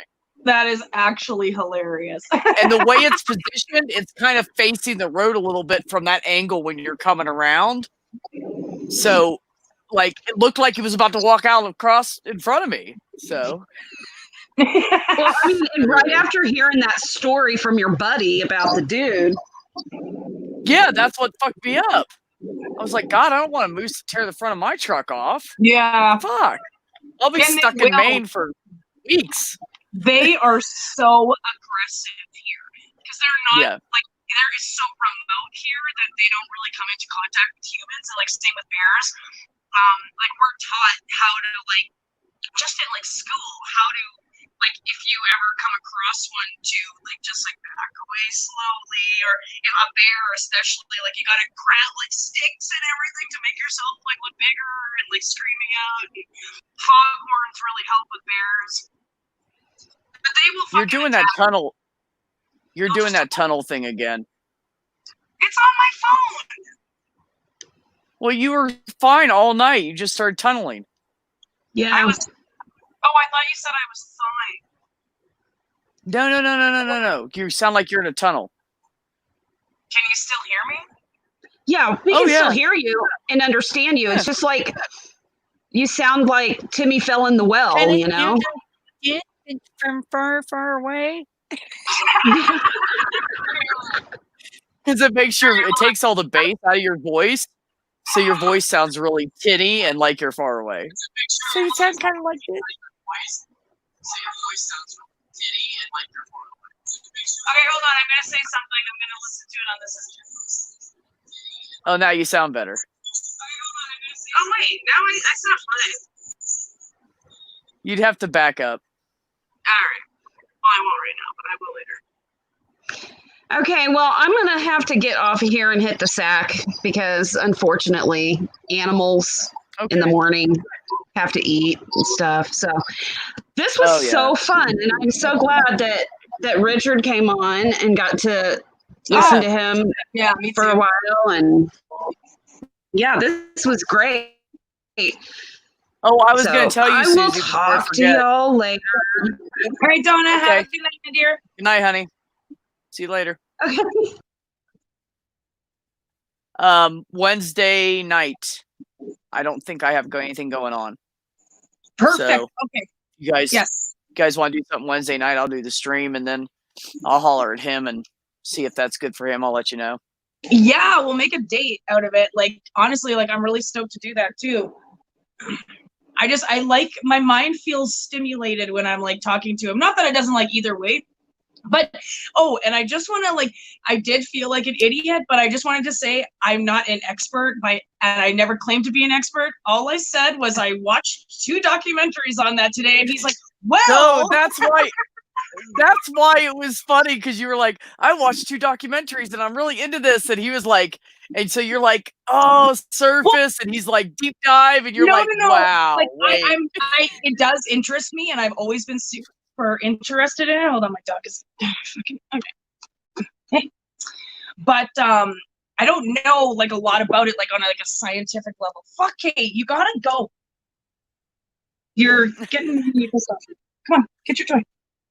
But yeah, no, like it does like super interest me, but I never got into like really the whole beginning of the universe just like the past couple of days. Like I said, normally it's just like within the solar system or within the galaxy, but never like interstellar space. And because I watched that one documentary a couple days ago, and I was like, fuck, this is like super awesome. I would like to learn more about this. And then Josh put that one on that was on Amazon Prime. And that one was it's like an hour and a half long, and it was like, holy fuck, my mind is blown. But I wasn't really listening to it that much because I was talking to Josh about like what like could happen, what could be. Well, they just said this, that means this. No. We were they like it was one of those things where it was like, and the start of the universe, and then we're like, okay, so the start of the universe. And then we just completely would let it go, and we're like, well, what are our theories? And then it was so funny because what we were talking about was like they had touched on it later on in the documentary. So if we had just shut up about it, we would have like had our questions answered. I do that. No, that's so unhuman. We don't do it like that, man. No, I am so horrible with watching movies. I ask so many questions, like even if it's like the dumbest fucking movie, and I'm like, well, why did they do this? Why did they do it? Why did they do, like Who would do it like that? Why would you want to do it like that? I just need to know. Exactly. Yeah, exactly. Fucking Oh shit. yeah. No, it was great. I had a lot of fun with that.